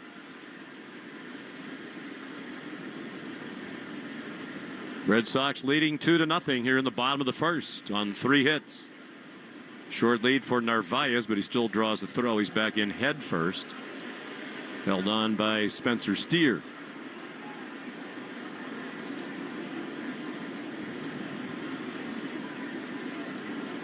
Singer comes set at the belt, and his pitch is off speed and up and away. Red Sox back-to-back doubles. Those are doubles for diabetes, $50 for each. The American Diabetes Association, brought to you in part by the Massachusetts Health Connector. Fastball missed high. If you need health insurance, go to mahealthconnector.org and find the right plan for you and your family.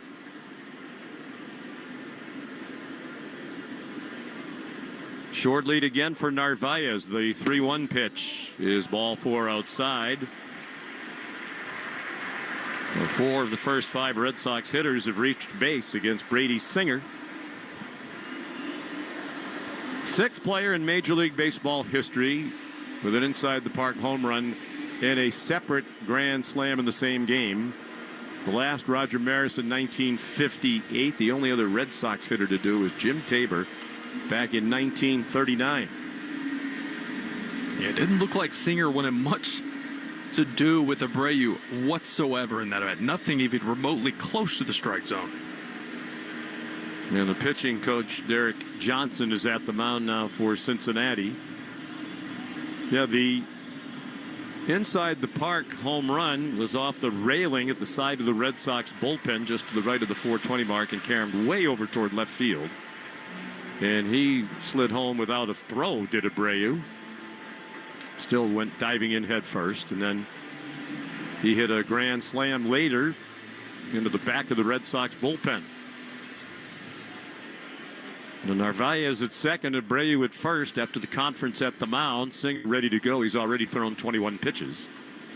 Working to Trevor Story, who takes a strike on the inside corner. The fastball. Story hitting .237, 12 home runs, 46 knocked in. Red Sox leading 2-0 in the first, swinging a foul ball back toward the backstop. And Trevor's quickly in an 0-2 hole. Trevor, 3-game hitting streak coming into this one, 5 for his last 11 with a homer and 2 doubles. He's looking much more consistent the last couple weeks. Had a good month of June as well. He hit .286 in June with 5 homers, knocked in 23. Hard to believe we're already into July today, July 1st. And it certainly feels like July with the hot and humid conditions. A lot of people in the stands down below fanning themselves. Breaking ball down and away on Story. A ball and 2 strikes. He'll be followed by Marcelo Meyer, who's on deck, brought to you by TimberTech Decking and Railing. Everything wood should be. Visit timbertech.com. The 1-2 pitch, swing and a miss for strike 3 at a breaking ball down and away. First strikeout for Brady Singer. And the second out of this inning. We're bringing 1975 to 2025. Tomorrow night be the first of 7,500 fans and receive a 1975 replica jersey presented by Benjamin Moore. Mark your calendars. You won't want to miss it. Get tickets now at redsox.com/tickets. Gotta get me one of those. 1975 jersey? Okay. Hard to believe it was 50 years ago. Swinging and a foul ball by Marcelo Meyer. Got a piece of the catcher, Trevino. You must remember. I mean, you were... I was 13 years old. Not to call you out, but you're 12 or 13, yeah. Mm-hmm. Sat out in the center field bleachers for game 6 and 7.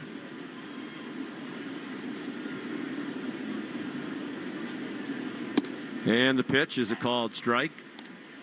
Tonight's 7th batter sponsored by Jeffrey Glassman Injury Lawyers, Boston's go-to injury attorney for more than 30 years. If you've been hurt in a car or work accident, you got to get Glassman. Call all 617-777-7777. Strike 3 on a sinker, and Meyer strikes out. That ends the inning. The Red Sox get 2. They strand 2. After 1 at Fenway, 2-0 Red Sox on the Shaws and Star Market WEEI Red Sox Radio Network. Unparalleled performance, innovative technology, premium aesthetics. TimberTech Decking at Riverhead Building Supply brings you all that and more. TimberTech endures year after year without fading, staining, or rotting. Learn more at rbscorp.com. New England's biggest sporting event of the summer. New England Revolution and superstar Carlos Hill versus Inter Miami and soccer legend Lionel Messi at Gillette Stadium on July 9th at 7:30. This place erupts. Don't miss the second act of this epic showdown. Get your tickets for July 9th at revolutionsoccer.net/tickets. That's revolutionsoccer.net/tickets.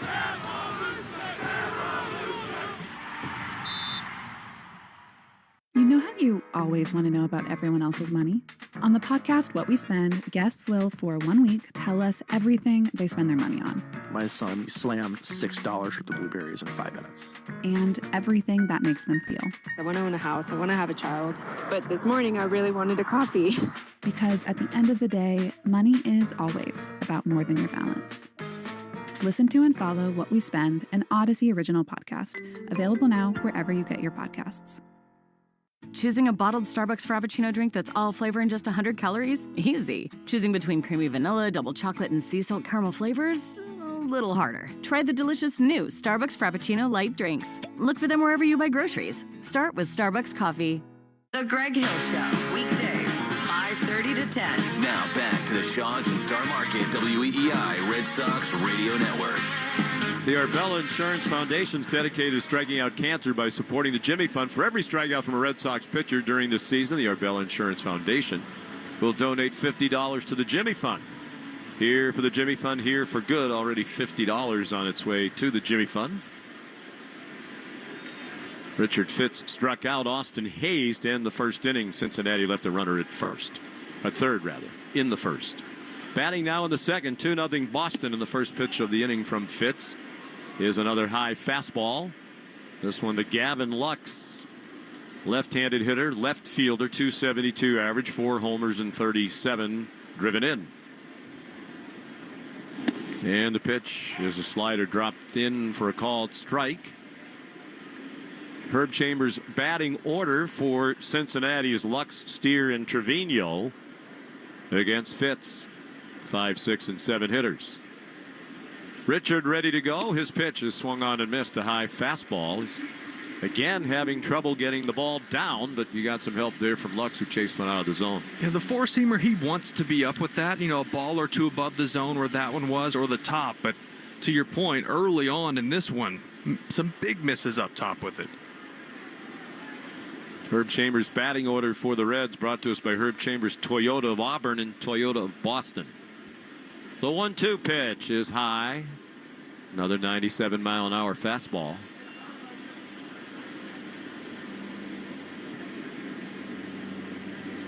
Red Sox play Lux to pull in the infield. And the pitch is in on his feet. He had to go scampering out of the way as it went to the backstop. Interesting defensive alignment in the outfield. The center fielder Rafael is shading left field, and then the right fielder Abreu is pulled over toward the line. So there's a lot of room in right center for Gavin Lux. Fitz holds the glove right up in front of his face as he looks in for the sign. He winds and fires the payoff pitch, and it's a foul ball slicing down the left field line just into the stands along the rail. Mentioned tomorrow night the celebration here of the 1975 World Series appearance for the Red Sox. One of the great World Series of all time, even though the Red Sox didn't win it, against the Cincinnati Reds. But Nesson is paying tribute to 1975 tonight. Little pop fly, shallow left, drifting toward the line. Duran to make the catch for the first out of the second. You know, they said they're wearing throwback outfits tonight, you know, old style sport coats and ties, but that looked pretty much like Dave O'Brien wears every night. It was OB's, yeah. Wardrobe looks 50 years old ordinarily. You know, we talked about on a promo last week, and I said, well, OB, do you just dig into the back of the closet? How does that work for you? And apparently he did. But they're having a lot of fun. Old style graphics and microphones. Fastball taken by Spencer Steer for a strike. It's a bad night for the heavy coat tonight. Yeah, it's a tough night for that. Steer hitting 250. That's come up lately. He took a breaking ball outside. As Will said earlier, Steer was the National League Player of the Week last week with 4 homers, including 3 in one game. Nesson broadcasters having visits from some members of that 75 Red Sox team. Bob Montgomery and Rick Wise next door. Slider in for a strike. Monty, of course, the backup catcher to Carlton Fisk. My first partner when I started doing the TV games in 1988. We spent 9 years together. Loved working with Monty, and it's always great to see him. I've been around him a good amount, and he is just one of the more sarcastic guys still to this day. Yes, He's fun to be around. Yes, he is. Here's the 1-2 pitch to Steer. In on the hands. It's a little pop-up in shallow right, and it's Abreu making the running catch. Not far from the infield. He came flying in. Hamilton drifted out. It looked for a moment like there might be a collision, but fortunately Abreu made the catch, and Hamilton got out of the way. There have been some situations like that throughout the last 2 weeks where balls were dropped. There was an error there in San Francisco that resulted in a run with Duran and Eaton. That one, the communication was there earlier, and Willier took over. 5 in a row retired by Fitz. Now here's a sinking line drive in center and a nice running catch by Rafaela, charging toward the infield to take a hit away from Jose Trevino. Cincinnati goes in order. Middle of the second at Fenway Park. 2-0 Red Sox on the Shaws and Star Market. WEEI Red Sox Radio Network. I don't know if you've heard, but iExcel is perfect for busy kids like me. It helps me practice everything we do in school. My mom calls it healthy screen time. I call it fun. Although, I guess I'm learning too. While other kids are rotting their brains out, I'm getting ahead in reading and catching up on math. iExcel actually makes math fun. iExcel works for busy kids and busy families like you. Start learning today at iExcel.com. New England's biggest sporting event of the summer. New England Revolution and superstar Carlos Hill versus Inter Miami and soccer legend Lionel Messi at Gillette Stadium on July 9th at 7:30. This place erupts. Don't miss the second act of this epic showdown. Get your tickets for July 9th at revolutionsoccer.net/tickets. That's revolutionsoccer.net/tickets.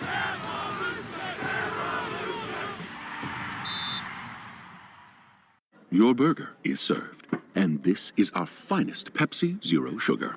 Its sweet profile perfectly balances the savory notes of your burger. That is one perfect combination. Burgers deserve Pepsi.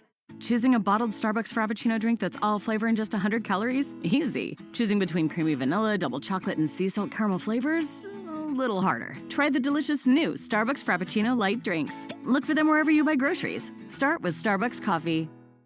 With just 3 days till July 4th weekend, now's the time. To make sure you're stocked on sparklers, grab an ice-cold Mountain Dew with a refreshing citrus kick for an epic 4th of July celebration. Because America's birthday bash deserves refreshment that's like fireworks of explosive flavor. Give me a mountain with lots to do. Give me a river, give me a dew. Give me something simple and true. Give me the sunshine, give me a dew. Do the dew. We're right back to the Sox on the Shaws and Star Market WEEI Red Sox Radio Network. Bottom of the second upcoming here at Fenway Park, game 2 of this 3-game series between the Red Sox and the Cincinnati Reds. Red Sox Herb Chambers batting order here in the home half of inning 2 is David Hamilton, Ceddanne Rafaela, and then Jarren Duran, the leadoff hitter. So the Red Sox sent 7 men to the plate in the first inning, scored 2 runs on 3 hits, and left 2 men on base. Fresh cherries are bursting with flavor, now on sale at Shaw's and Star Market. Right now, get Northwest cherries for only $1.97 a pound when you use the digital coupon.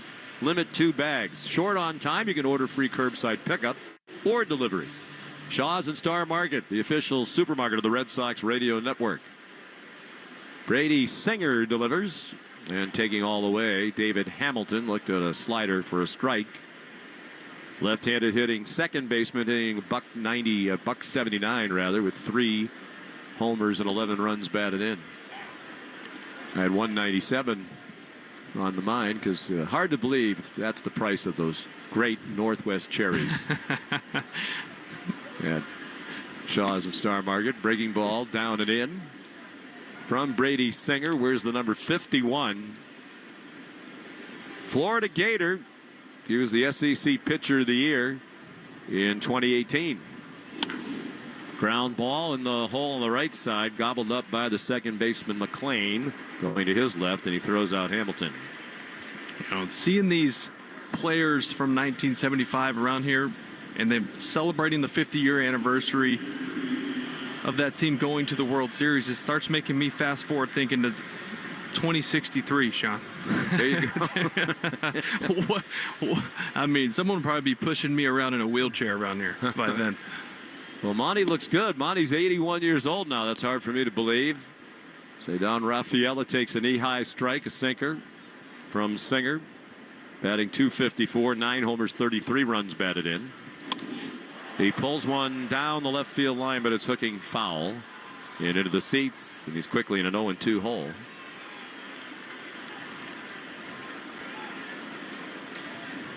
I think I cried for a month when the Red Sox lost Game 7 of that World Series. Oh, I can imagine.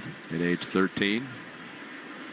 Singer's 0-2 pitch. That's a foul ball down the other line, slicing past the pesky pole. We're sitting on the center field bleachers.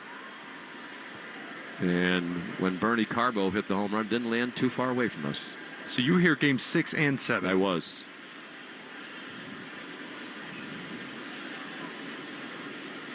The 0-2 pitch. Check swinging a foul ball at home plate. It is so hard to believe that was 50 years ago. 2 great teams. How often would you come to games as a kid? Pretty often when I was a kid. Little fly ball, shallow center. He just kind of flipped the bat at it in protective mode. And the catch was made in center by T.J. Friedel. And my dad was covering the Red Sox fairly regularly then for the Globe. So he'd bring us in. As a matter of fact, he sat with us for some of that time out in the center field bleachers. We were young kids. I was the oldest of the 3 of us at the time. And after Bernie Carbo had a couple of weak-looking swings, he said, the next one's coming right out here. We're like, yeah, whatever, Dad. And then sure enough, whammo. Wow. Top of the order, Jarren Duran batting here with 2 outs and the bases empty in the second. Red Sox leading 2-0. Duran got it started with a leadoff double. Last inning, takes a fastball inside from the right-hander Singer. 2 runs, 3 hits for the Red Sox.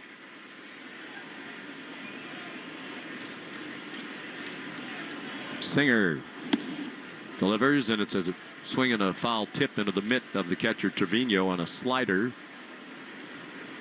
2-1 now on Jaron. If he could keep the inning going, Roman Anthony would hit next. Swing and a foul. Did you see? Interesting delivery. Sorry, Will, for Singer. He's got this kind of herky-jerky start to it. He is off the first base side of the rubber, but once he starts into his windup, it's coming toward home plate very quickly. Yeah, that's awkward for lefties. Definitely, right? Because he's coming right at you. And left-handed batters are so accustomed to seeing the righties over just a touch on that rubber work and really make that two-seamer seem like it's running even further away from you. Here's a 2-2 pitch. Shot foul into the roof box seats on the left field side. 2 balls, 2 strikes, 2 outs. Base is empty. 2-0 Red Sox in the second.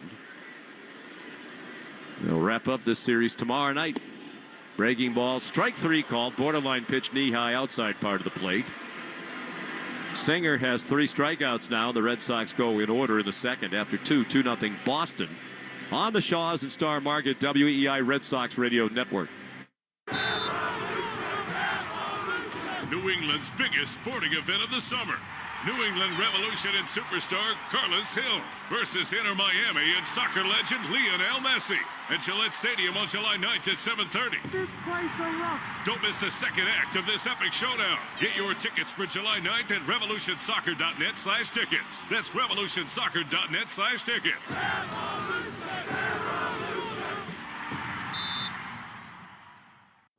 Time for dinner, kids. The reason I gathered you here today is for a family strategy meeting. Johnny, after dinner, you get 30 more minutes of counting practice on iExcel. Only 30 minutes. Meanwhile, Timmy, you get to use iExcel for your long division. And Dad, I don't see any broccoli on that plate. Mom, dinner looks excellent. Let's do this. We've got to study. Tests are coming up, people. The learning product families trust. Start learning today at iExcel.com. Morning decisions. A creamy mocha frappuccino drink? A sweet vanilla? Maybe a smooth caramel? Or that white chocolate mocha? Whichever you choose, delicious coffee awaits. Start your day with bottled Starbucks Frappuccino drinks. Pick up a bottle near you wherever you buy your groceries. With just 3 days till July 4th weekend, now's the time. To make sure you're stocked on sparklers, grab an ice-cold Mountain Dew with a refreshing citrus kick for an epic 4th of July celebration. Because America's birthday bash deserves refreshment that's like fireworks of explosive flavor. Give me a mountain with lots to do. Give me a river, give me a dew. Give me something simple and true. Give me the sunshine, give me a dew. Do the dew. Jones and Keefe. Weekdays 10 to 2. Now back to the Shaws and Star Market WEI Red Sox Radio Network. Sean McDonough with Will Middlebrooks. Will Fleming has a well-deserved couple of days off. He'll rejoin the Red Sox in his hometown of Washington, D.C. Friday night when the Red Sox head back out on the road. 2-0 Boston, third inning. In the first pitch of the inning, hit hard by Will Benson toward the gap in right center, in for a hit. Cut off by the right fielder Abreu. It's a long single for Will Benson, left-handed hitting right fielder, went up there hitting .233. Well, that's the first hit for Cincinnati. Their Herb Chambers batting order brought to us by Herb Chambers Ford of Braintree and Ford of Westboro. Christian Encarnacion Strand to hit now, and then the top of the order in T.J. Friedl. Encarnacion Strand, right-handed hitter, big open stance, and he takes strike one call, the sinker right down the middle from Fitz.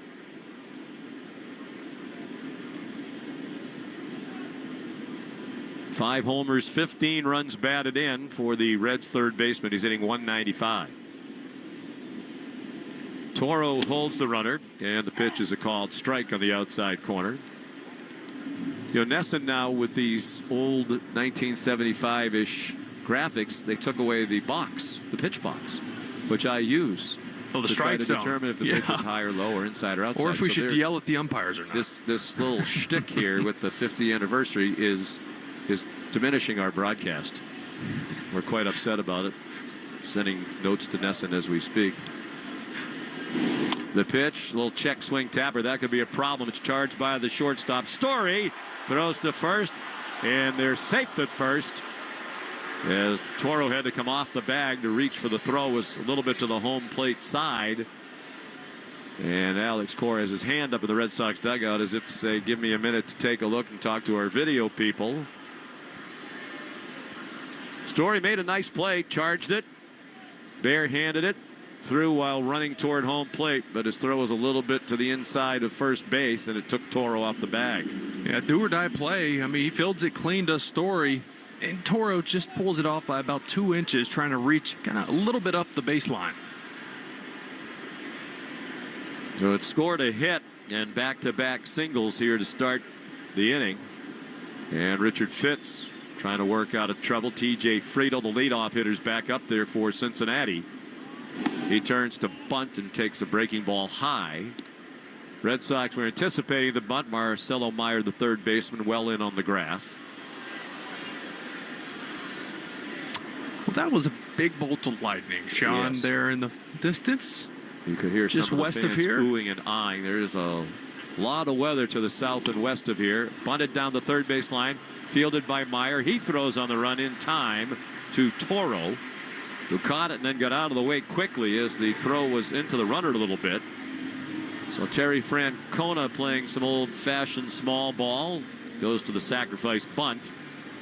And now 2 men are in scoring position. Tying run is at second for the Reds, with Boston leading 2-0 here in the third inning. Yeah, TJ Friedel, one of the only guys I've seen so far this year in baseball. You watch batting practice, and he is practicing his bunting. You don't see that very much anymore. Here's Matt McLean, right-handed batter. He takes a high fastball. Because of the weather south of here, some games on the Major League Baseball schedule today and tonight have already been postponed. We'll give you the Subaru of New England scoreboard.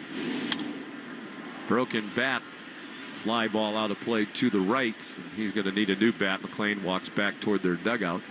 CCL wants to remind you, if there's a broken bat, there's probably a better choice for lumber.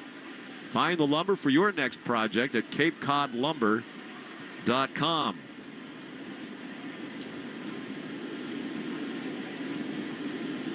On the Subaru of New England scoreboard, Detroit at Washington, wiped out by rain, as was San Diego at Philadelphia, and Milwaukee at the New York Mets.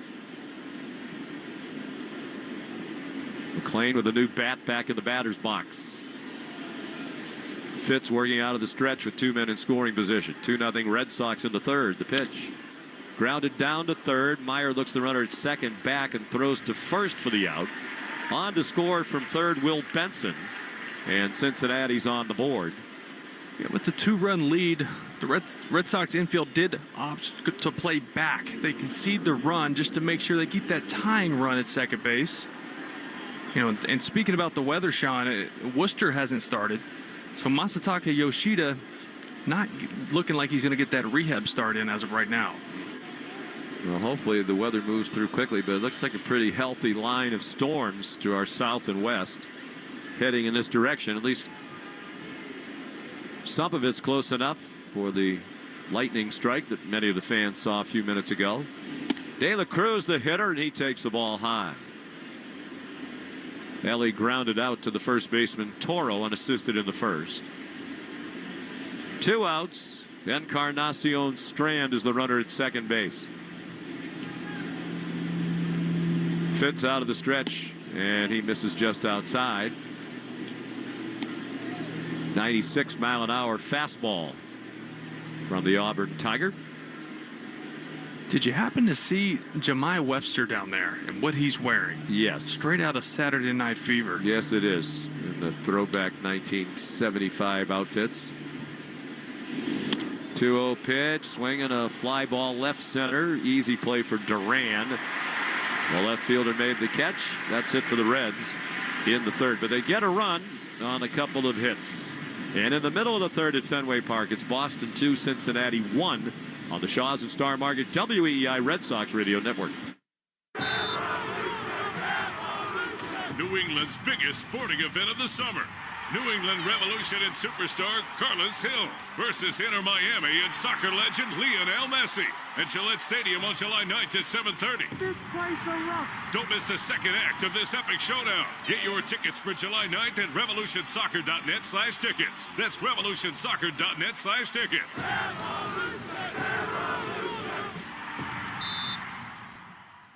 Hey there, I'm Kendra Adachi, and my show, The Lazy Genius Podcast, helps you be a genius about the things that matter and lazy about the things that don't, and you get to decide what matters. I'm not here to tell you what to do. I'm here to give you a new way to see. Episodes of the Lazy Genius Podcast are full of compassionate time management tips and permission slips to do what makes sense for you. New episodes drop every Monday. Follow and listen to the Lazy Genius Podcast on the free Odyssey app or wherever you get your podcasts. You hear that?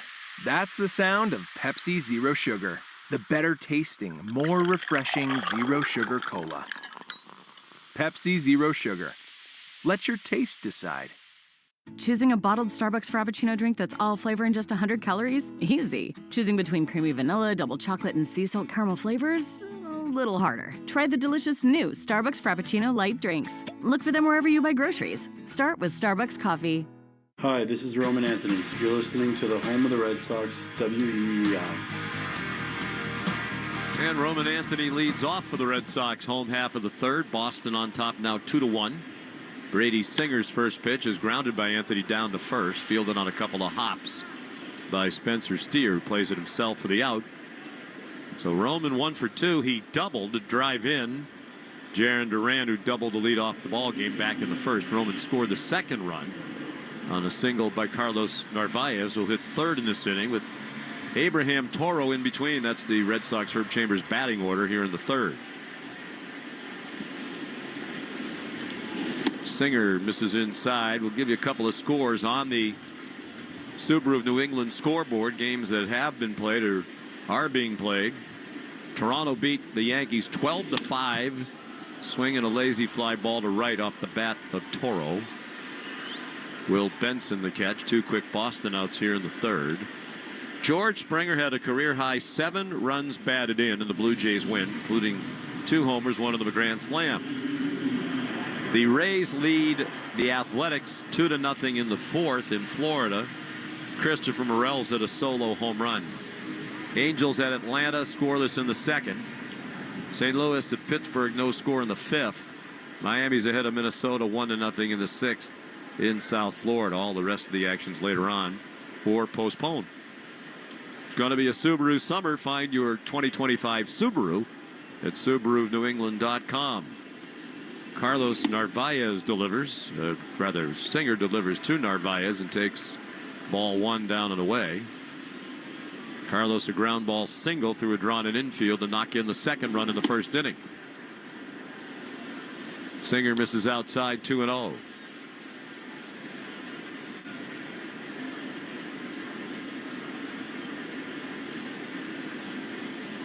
The pitch is way outside, ball 3. That interesting delivery. It's almost like Singer's trying to quick pitch the opponents. He's not, because he does it every time, but very quick start to the delivery. Boy, he threw it, looked like a strike, but called ball 4. He wanted the call with a fastball, but it's a 4-pitch walk. You'd think that motion would get tiring, right? Especially in a hot, humid night like this. I mean, he would know better. He pitches in Cincinnati, where it gets even worse than this, but it's got to be exhausting as fast as he's going. A 2-out walk to Narvaez. Second walk given up by Singer.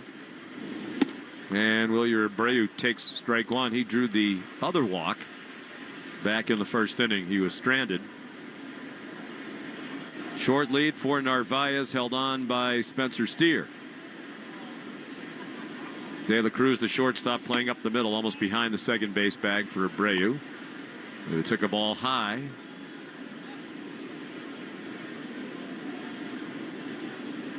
One ball, one strike, 2-1 Red Sox. We're in the bottom of the third, with the skies darkening over Fenway Park. The ball is high. 2 balls and 1 strike.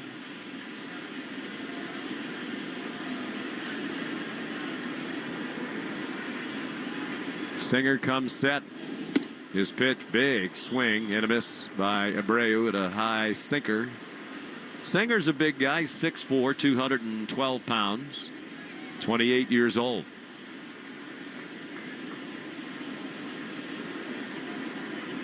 Part of the University of Florida's first baseball national championship back in 2017.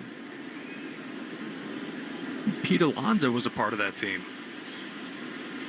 2-2 pitch is just a little bit high.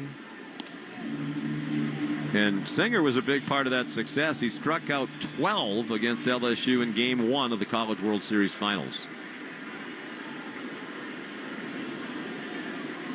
3 balls, 2 strikes, 2 outs. Narvaez runs with the pitch. It's swung on and foul tip for strike 3. Abreu retired, and the Red Sox are finished in the 3rd. After 3, Boston 2, Cincinnati 1 on the Shaws and Star Market WEEI Red Sox Radio Network. Funny how quickly there's no time to stop. Becomes maybe we do need a stretch. When you hear the word McChicken.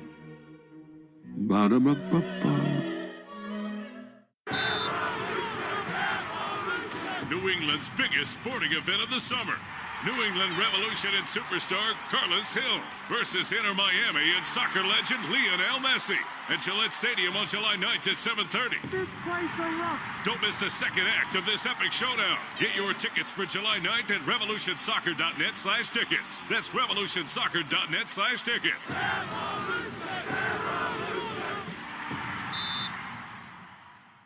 Moms, dads, are you the parent of a student athlete? Do you want to know how to get the most out of youth sports? If so, listen to the Next Pitch podcast to give you the tools to raise an aspiring athlete.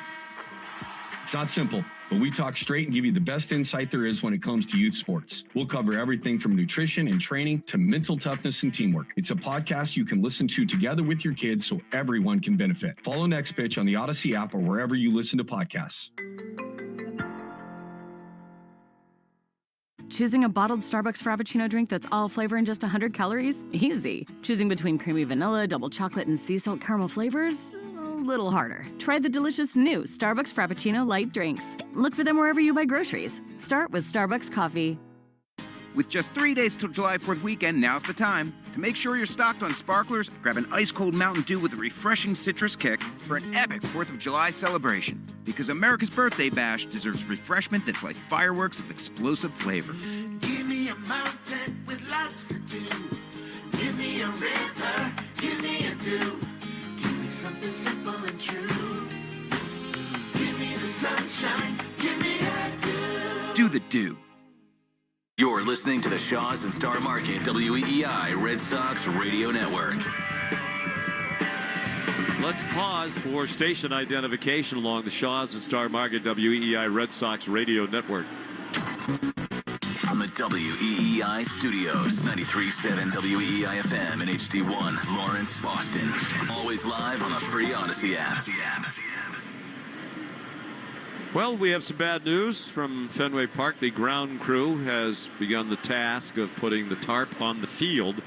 It's not raining here at the moment, but you've heard in the background a couple of oohs and ahs from the crowd here at Fenway with lightning visible in the area. And as we look at our various weather maps, there is definitely some rain heading our way, and it's not far off to the west.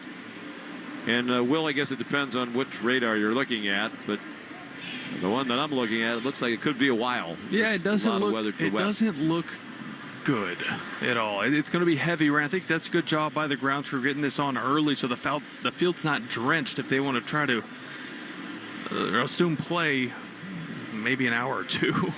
Doesn't look good.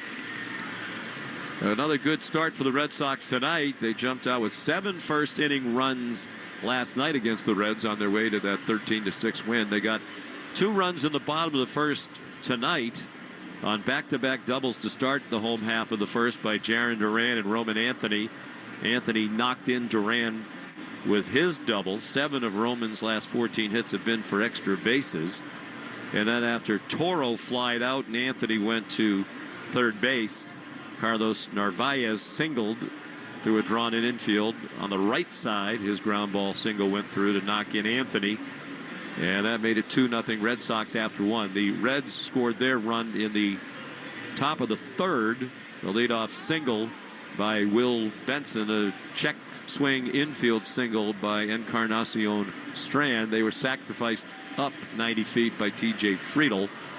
And Benson scored on a ground out by Matt McClain. You could hear the roar of the crowd again for another pretty vivid lightning strike, and that lightning looks to be getting a little bit closer. That third inning was brought to us by Citgo. Here's the club you'll want to get into, Club Citgo. Download the Club Citgo app now and instantly save 23 cents per gallon on your first fill-up. And what a great time to do it with the 4th of July festivities and weekend travel upcoming. And we remind you that located on a 32-acre campus by the Hudson, River Spring Living provides a full range of living options for older adults. We've seen firsthand what makes it special.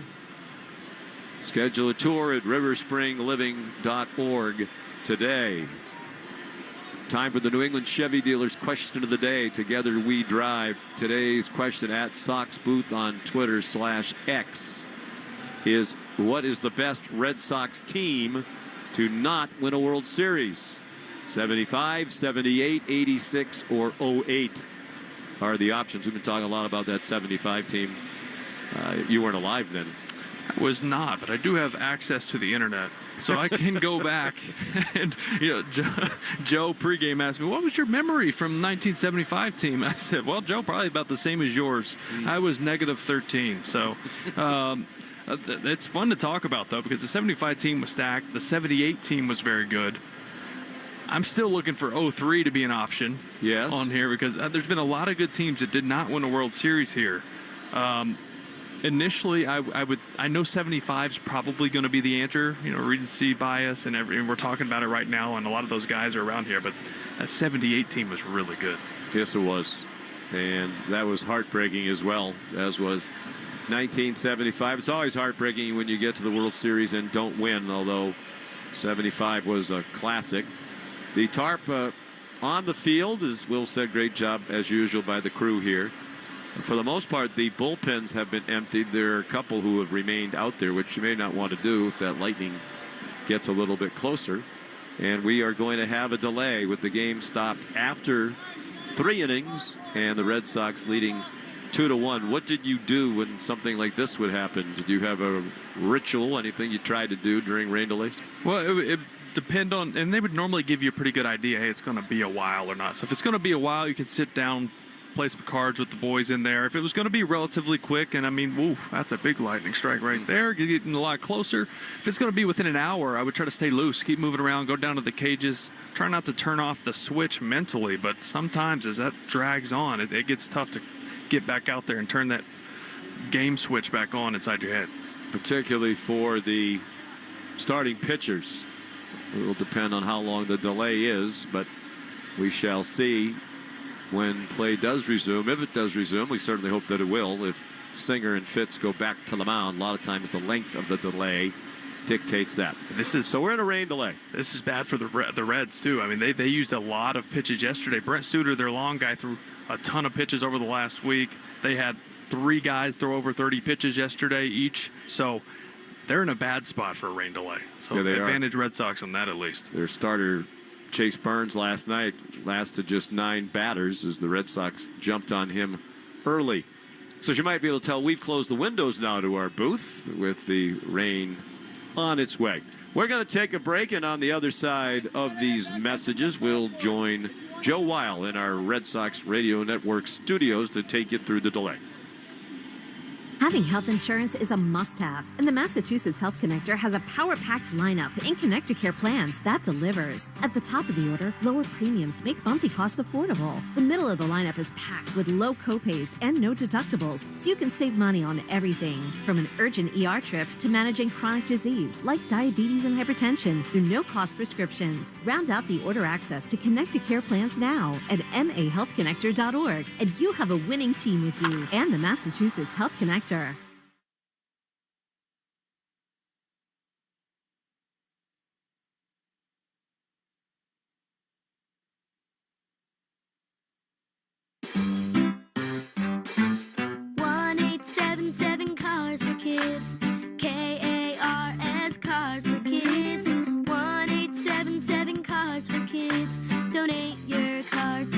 Donate today at carsforkids.org. That's cars with a K. Your car can be picked up as soon as the next day. Receive a tax deduction and vacation voucher. 1-877 Cars for Kids. Donate your car today. Now accepting donations of land, homes, buildings, or any kind of real estate. Arbella Insurance has been doing business in the New England community for over 35 years. They're your friends, your neighbors, and fellow Boston fans. They do the wave at the ballpark together and get stuck in the same Sturrow Drive traffic. At Arbella, being your neighbor helps them provide you with the coverage you need to drive, live, or run a business in this part of the country we call home. Arbella, here for Boston fans, here for good. You're listening to the Shaws and Star Market WEEI Red Sox Radio Network. All right, back here at Fenway Park, Joe Weil with you inside the Ford Clubhouse Fenway studio. We are currently in a rain delay here at Fenway Park. Top of the fourth inning, Sox with a 2-1 advantage. Some lightning bolts, we just saw it in the distance. Tarp is now on the field here at Fenway. The most beautiful tarp in all of Major League Baseball, but not a sight that we necessarily want to see, especially in this game with the Sox leading, coming off the win yesterday, 13-6 as well. And we'll see if we ultimately get this one going in the near future here, because as Will and Sean were just talking about, the radar does not look great here for the next couple hours. Looks like the rain is going to come through, and it may stay here for an hour or two. We'll obviously keep an eye on all that, but the beauty of this time, as rain is now officially coming down, the beauty of this time is this is where the people of New England, you guys, get to shine and be a part of Sox Talk. And I still think there's a ton to talk about as it's related to this team. We hit on some of it in pregame with Will, and also in the pre-show about where this team stands, 42-44. And if you'd asked anybody prior to the season, this is not where we thought this team would be. That all being said, we saw something in the first inning that we saw yesterday, not as many runs, but we saw the lineup put together a really nice showing against a starter in the first inning. And to the Red Sox credit, they are one of the top teams in the sport in terms of scoring in the first inning. And it was that back-to-back Duran, Anthony doubles that got us rolling. And Roman Anthony is growing before our eyes here. He's now got a 5-game hitting streak. And he's now 9 for 20 here over the last 5 games. You just watch him and you're like, okay, this guy's going to be a monster. Now, we could discuss the notion of how he probably should have been on this team on opening day. And obviously there would have been roster moves that had to have been made for that to happen. But he's here now, and there's still plenty of season left. So this is where I want to kind of start off the conversation as we kick off our Sox delay coverage, Sox Talk. And if you want to get your calls in, here's the number to call in, 617-779-7937. Let's give it to you one more time, 617-779-7937. And where we want to start here is, are you encouraged by the team's performance over the last 3 games offensively to a point where you think that this team can still fight for a playoff spot? And they're obviously 3 games out coming into action tonight. And hopefully we can see that margin get a little bit smaller as we move along here as the night progresses, and hope to get this game in. Again, it's not looking particularly great right now. It's supposed to continue here over the next couple of hours. And, we might have kind of a glimpse of something here at 11 o'clock where we have an opening. But again, me looking at weather.com, just taking a peek at where we're at. Again, it's not looking particularly fantastic. But again, this is where we want to hear from you. 617-779-7937. I think one thing I've noticed about the lineup here over the last couple days, they had to figure themselves out after they traded Rafael Devers. And hey, listen, the Giants, by the way, are 4-9 since they acquired Rafael Devers. Now, do I think that record is going to stay like that? That same type of winning percentage, is that going to stay the case here for the near future? I don't think so. Now, maybe that team was just kind of performing above expectation. And now they're kind of coming back down to earth. That's possible. But as it's related to us, because Rafi's no longer here. You know that. I know that. But just pointing it out. for those that haven't moved on quite yet. This team has to move forward. And I do think that in some way we're starting to see them actually do that. Again, it's a small sample size now coming off of a tough stretch initially without Rafael Devers. But they've had to kind of figure themselves out a little bit here, their identity. You got all these young guys as well, trying to make it here in the big leagues. I mean, that's one big thing, too. You have guys like Roman Anthony and Marcelo Meyer trying to figure out who they are as Major League Baseball players. And I think they're going to be pretty good players. They've already kind of shown it a little bit, too. But the more they're here, the more comfortable they will be. And that looming notion of Alex Bregman possibly joining this team fairly soon could be a huge difference maker. A huge difference maker for this club, especially with the way he was swinging the bat prior to getting hurt and how much he had actually kind of paid off the investment that the Red Sox made in him, and also where that investment goes from here, because, it seems like he wants to be here long term, just on the just listening to what he says. And, obviously there's been a lot of drama surrounding this team on so many different levels in ways we kind of didn't expect. But I think he likes being here. And I think he actually just wants to be somewhere long term that he likes. We know his wife is obviously here and enjoying being here on the personal side of things. Their family has grown here already. Alex just had another kid this year. You think they'd probably want to have roots long term here in Boston? I think he wants to stay. The question is, what does that contract look like and how long that contract needs to be for him to be here long term? What's your limit on that? I want to hear from you as well. Again, 617-779-7937 here on Sox Talk. And we're about to get rolling here. We got the calls set up. We're ready to go. Joe Braverman back at the flagship WEI doing a great job, as he always does. And let's kick it off. Let's start with Lewis in the car. He wants to talk about Roman Anthony and the other rookies. Let's go to Lewis first. What's going on, Lewis? Hey, how you doing?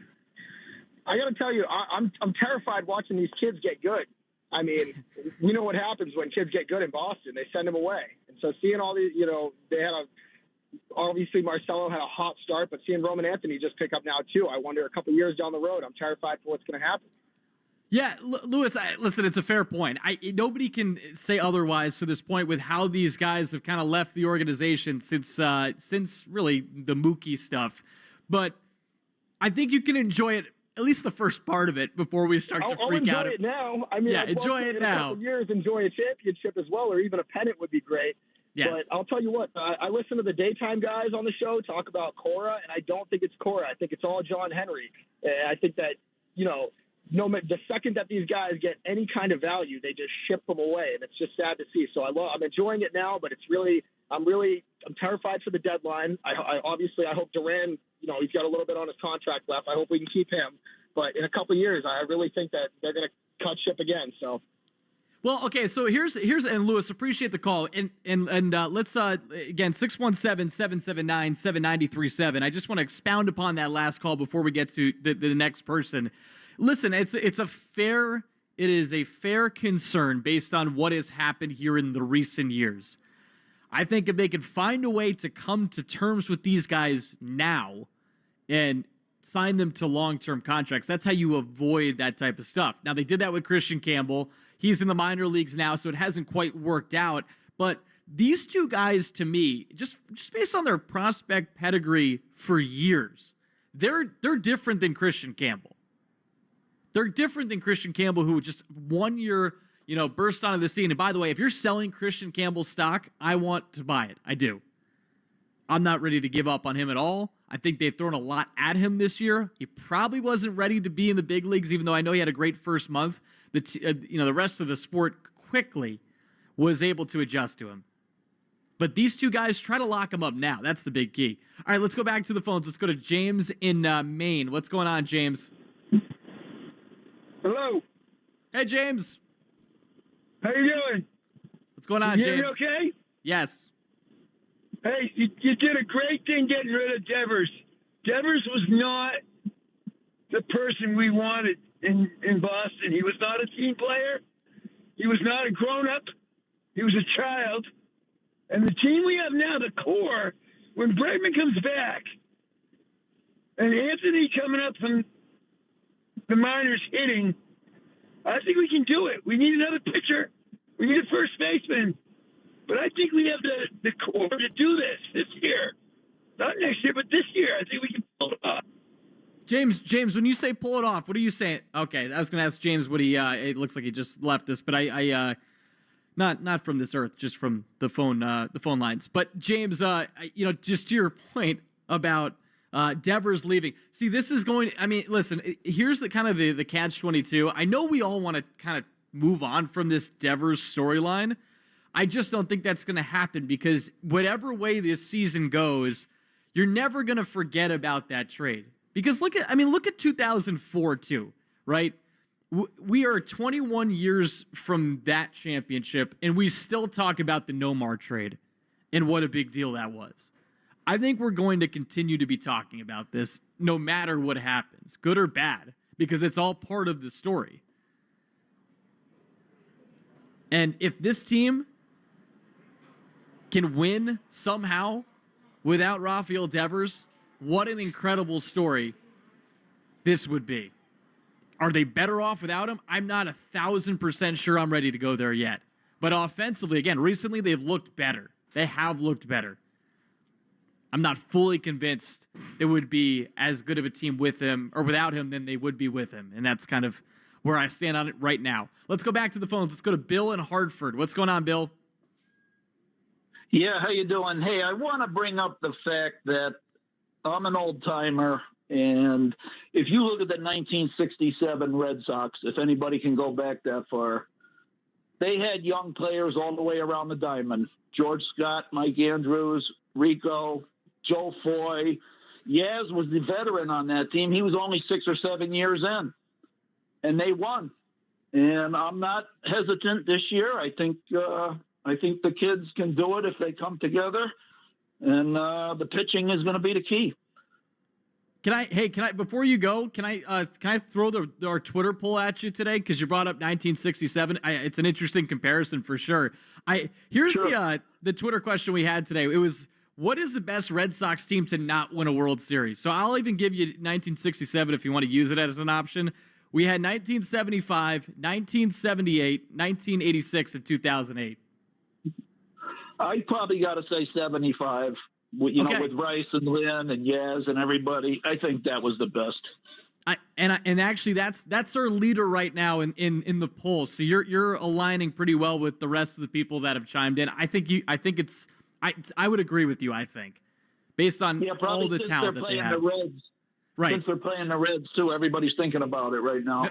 Without a doubt. And listen, that team was so good. Appreciate the call there. I love talking baseball history. And I love talking with you guys. Again, I want baseball to come back here to play tonight. We're in a rain delay if you're just joining us now. Sox leading 2-1, top of the fourth inning at Fenway Park. That LL Bean tarp on the field here at Fenway as the rain comes down. That X question on our Sox Booth account I thought was so good. It's so fascinating to talk about. And I do think of that 1975 team and how many great players the Red Sox had. And then on the other side, you had this just one of the best teams of all time, the Big Red Machine, and just how many incredible players that they've had. So they just ran into one of the best teams in MLB history. And it just happens.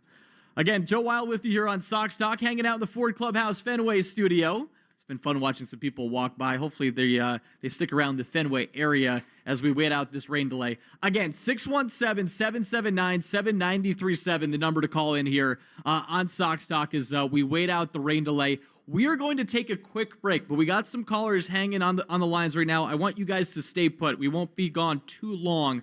We're just going to take a short break. We'll get back to your calls again on Sox Talk as we wait out the rain delay between the Red Sox and Reds here at Fenway Park along the Shaws and Star Market WEEI Red Sox Radio Network. 1-877 Cars for Kids. KARS Cars for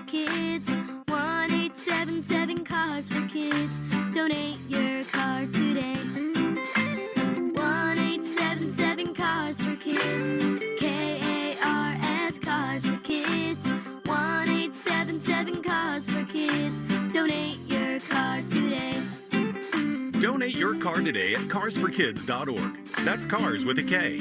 Your car, running or not, can be picked up as soon as the next day. You'll get a maximum tax deduction and a vacation voucher. 1-877 Cars for Kids. KARS Cars for Kids. New England's biggest sporting event of the summer. New England Revolution and superstar Carlos Hill versus Inter Miami and soccer legend Lionel Messi at Gillette Stadium on July 9th at 7:30. This place erupts. Don't miss the second act of this epic showdown. Get your tickets for July 9th at revolutionsoccer.net/tickets. That's revolutionsoccer.net/tickets.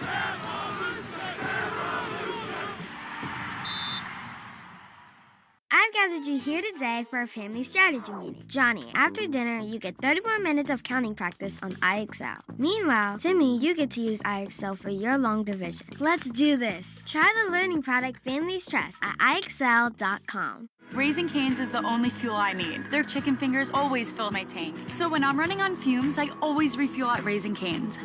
But turns out, not everything's fueled by Cane's. Guess the old girl prefers her sauce unleaded. One love. I don't know if you've heard, but iExcel is perfect for busy kids like me. It helps me practice everything we do in school. My mom calls it healthy screen time. I call it fun. Although, I guess I'm learning too. While other kids are rotting their brains out, I'm getting ahead in reading and catching up on math. iExcel actually makes math fun. iExcel works for busy kids and busy families like yours. Start learning today at iExcel.com. Fair tire deal. Nobody. And that, my friends, is a fact. Name brands at discount prices. Town Fair Tire. Hart, Fitzy, and Johnson. Weekdays 2 to 6. Now back to the Shaws and Star Market WEEI Red Sox Radio Network. All right, Joe Weil with you here in the Ford Clubhouse Fenway studio, taking refuge here. We got some of our friends also hanging out in the booth with us. Dan Ball was at the game with some of his buddies. You obviously can hear him on WEI afternoons, and yeah, he's hanging out with his friends. I'm glad they've been able to get out of the rain that's coming down here at Fenway Park. We are currently in a rain delay at Fenway. Sox leading 2-1. Top of the fourth inning. They got 2 runs in the first inning, and then the Reds just got 1 in the third inning. One of the unfortunate things about this rain delay, among the fact that this game has had to be paused here, and we can't just continue to watch this game progress, Richard Fitz, I was hoping, would get his first big league win tonight, and at the very least would get his first start in which the team wins. They have not won a game in which he has started, so he's got 10 starts under his belt. Just hasn't happened yet. And he's got a sub 3.5 ERA in his career. So it's going to happen at some point. But if you're just joining us now, what we've been kind of talking about where this team is at right now, 42-44 coming into action tonight, as we just heard some thunder in the background. It's not looking great here, I will say. You know, just what the forecast looks like. But what we were talking about, and we want to hear from you, 617-779-7937, the number to call here to WEI. Joe Braverman still back at the flagship WEI. One thing we've been talking about is just where you are at with this team now that they've kind of found their footing a bit offensively post Rafael Devers being traded. And I've posed this question. We've had people already chime in about it. Are you starting to believe in this offense that is now without Rafael Devers? Because they put up 13 runs yesterday and then 15 runs 3 days ago against the Toronto Blue Jays. And 31 runs over the last 3 games coming into tonight after they had just scored 28 over the previous 10. They hadn't quite figured it out post-Rafi. And listen, this is just a short sample size, but again, we'll see how it progresses further. All right, let's go back to the phones. Let's go to John in Connecticut. He wants to talk about Yoshida and Bregman, who are on the mend, but hopefully returning soon. What's going on, John? How you doing, Joe? Hey, Joe, quickly, I just want to vote for the 67 Red Sox, the dream season. Okay. And the second thing is, Massa and Bregman are coming back. 2 guys got to go down. Who's it going to be? Because they're all starting to hit now, you know? Yeah, it's a fair question, and I appreciate that you brought that up. Before I answer that question, can you state your case as to the 67 team being the best Red Sox team to not win a World Series out of the ones I listed earlier, which was 1975, 1978, and 1986 and 2008?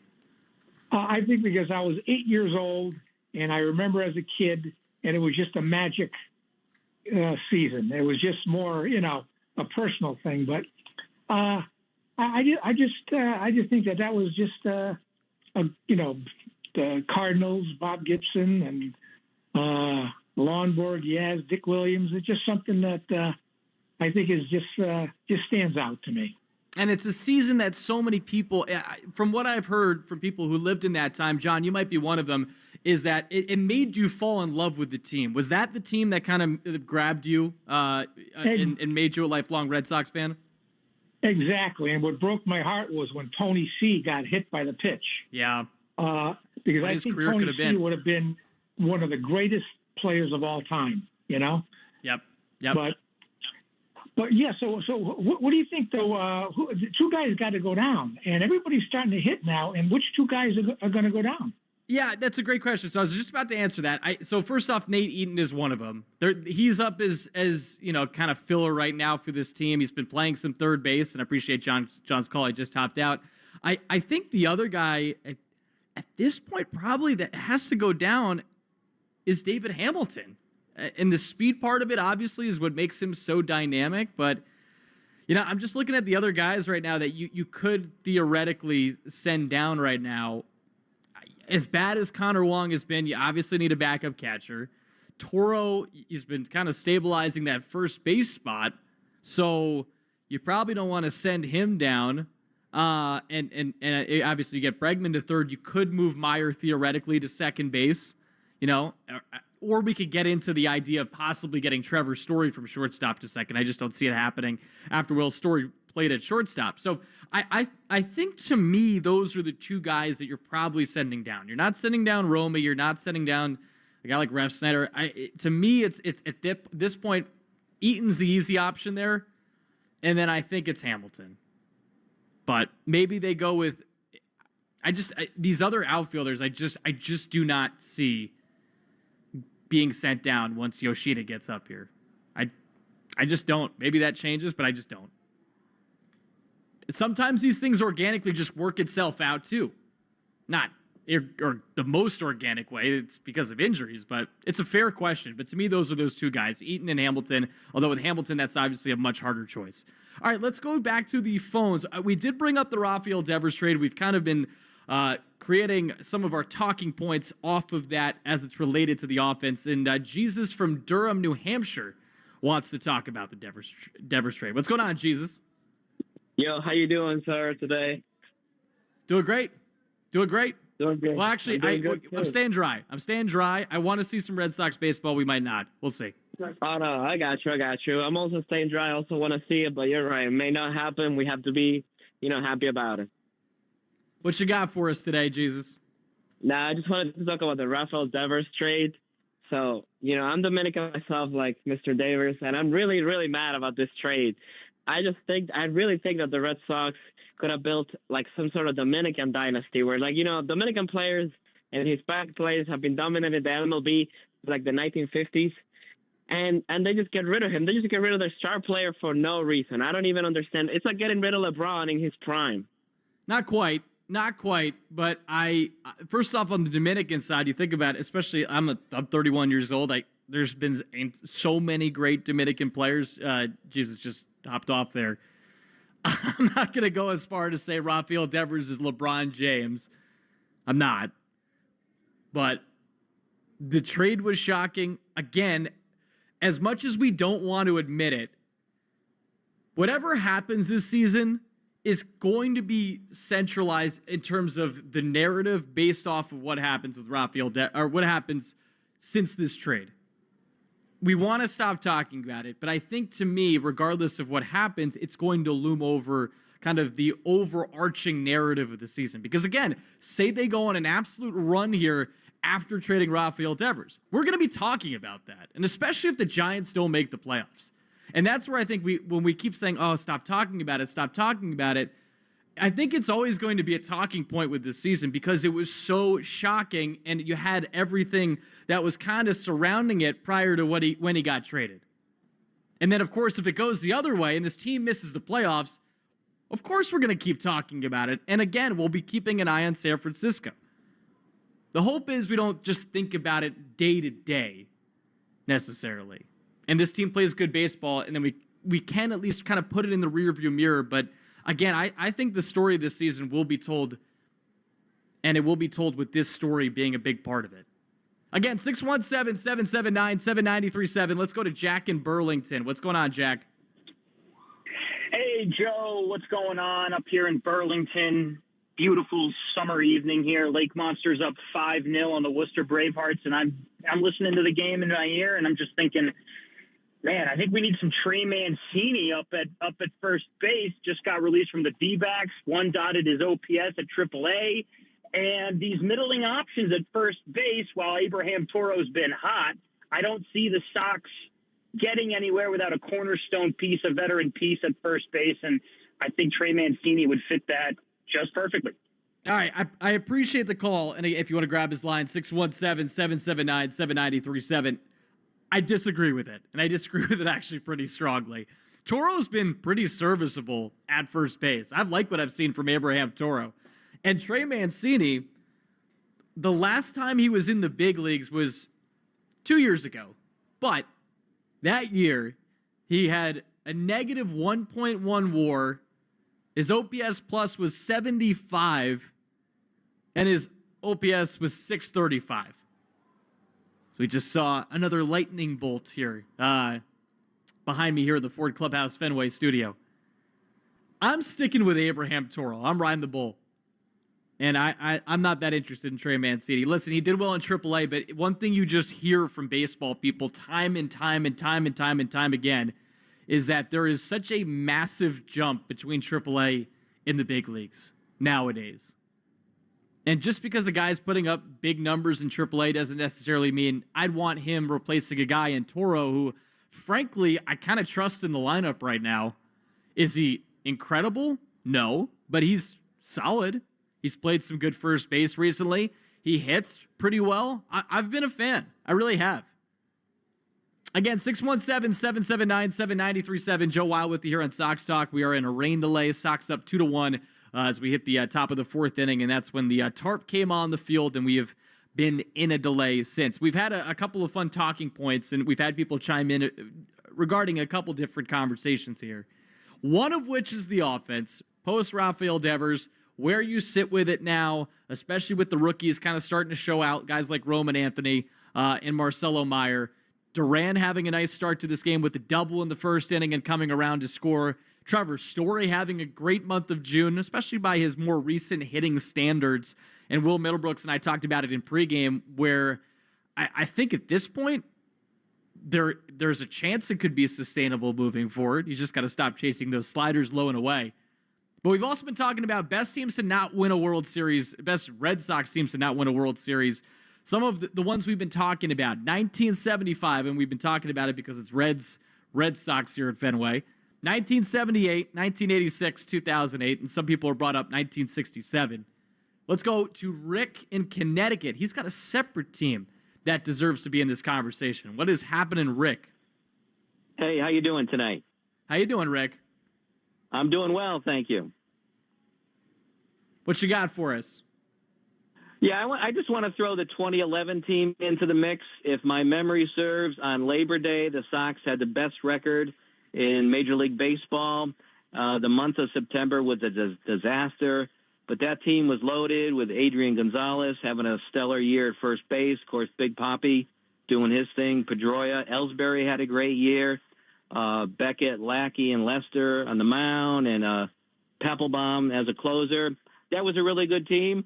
I just think it's worthy of some discussion. Yeah, Rick, I appreciate the call, and especially because that team is it wasn't a fun team. I actually remember being a freshman at Boston University when they lost that game against the Orioles, game 162, and that was such a crazy day. And I remember a buddy of mine and I were watching that game, and we just were in shock that they ended up losing that game in that fashion.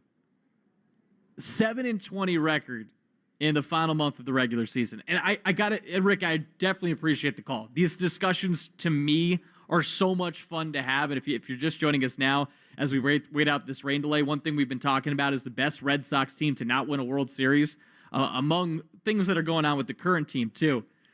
The problem with using that as the best team to not win a World Series is that they didn't make the playoffs. They didn't even make the playoffs. In 1978, I know we put that up in our poll. The big difference that season is that their overall record was just so much better. And it was so much more difficult to win a World Series because you had to be one of the top two teams in each league to get there. And that team in 1978 was 99-64. They at the very least forced that tiebreaker game. Whereas the 2011 team didn't. They did it.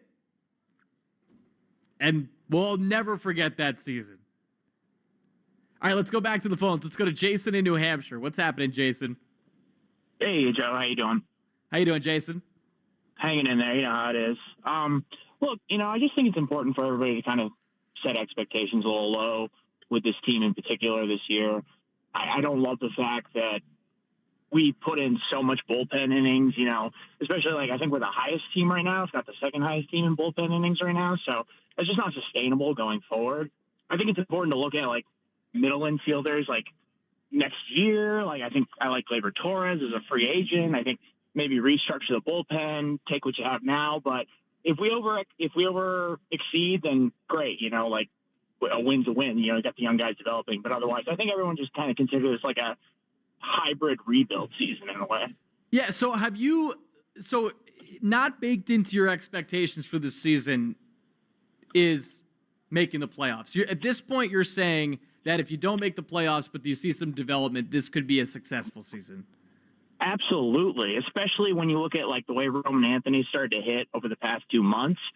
I'm even starting to wonder if Cedar Rafaela didn't like Rafael Devers very much because he's been so hot since they've traded him that, I don't know, you just take the wins where you can get them. And at this point, you just hope that next year that money that you save with Devers can be spent wisely.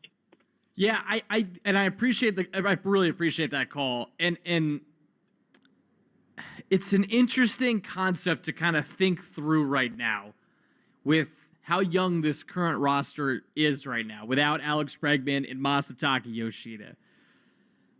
I in some ways agree with the notion that if this team ends up seeing some massive improvement from the younger players, that in part could be successful. But where I disagree still, and that's why I'm not fully on board with that notion, is that one, that they still have a chance to make the playoffs here. We're only 86 games into the year. And two, the expectations at the beginning of the season were so high, and one reason our expectations are a little lower now is because you traded Rafael Devers with no quite clear path to getting that type of caliber offensive player in the near future.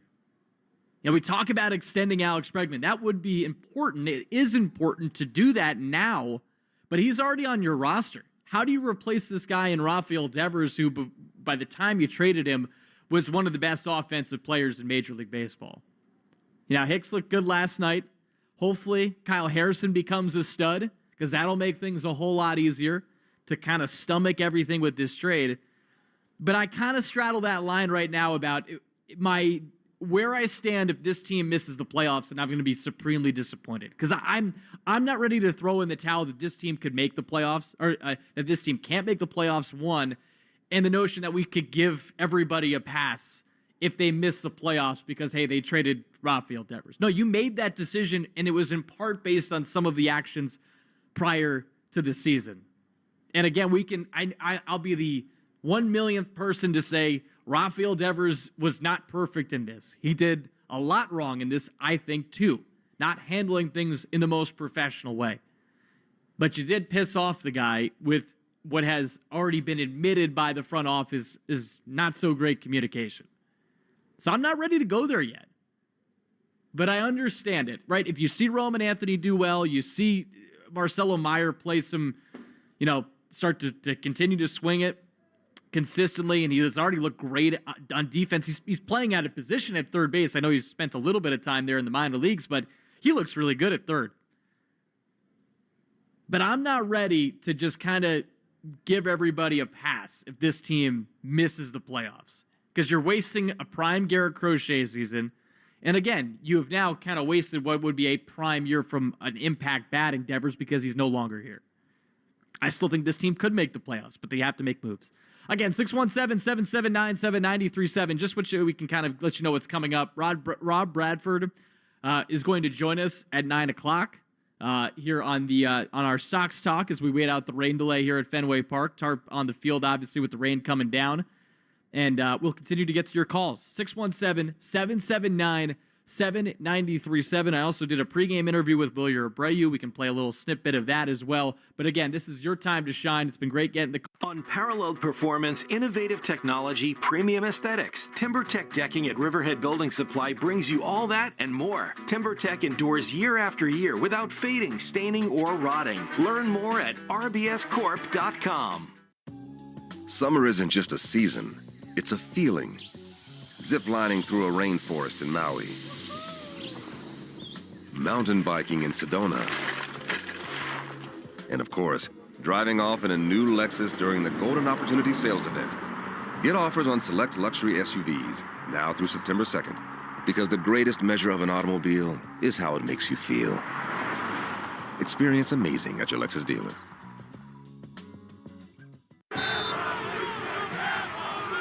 New England's biggest sporting event of the summer.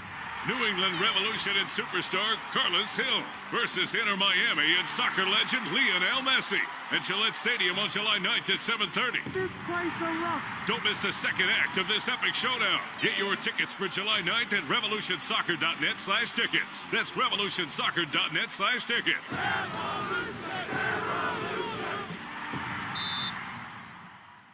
Hey there, I'm Kendra Adachi, and my show, The Lazy Genius Podcast, helps you be a genius about the things that matter and lazy about the things that don't, and you get to decide what matters. I'm not here to tell you what to do. I'm here to give you a new way to see. Episodes of the Lazy Genius Podcast are full of compassionate time management tips and permission slips to do what makes sense for you. New episodes drop every Monday. Follow and listen to the Lazy Genius Podcast on the free Odyssey app or wherever you get your podcasts. With a convenient mobile pay feature.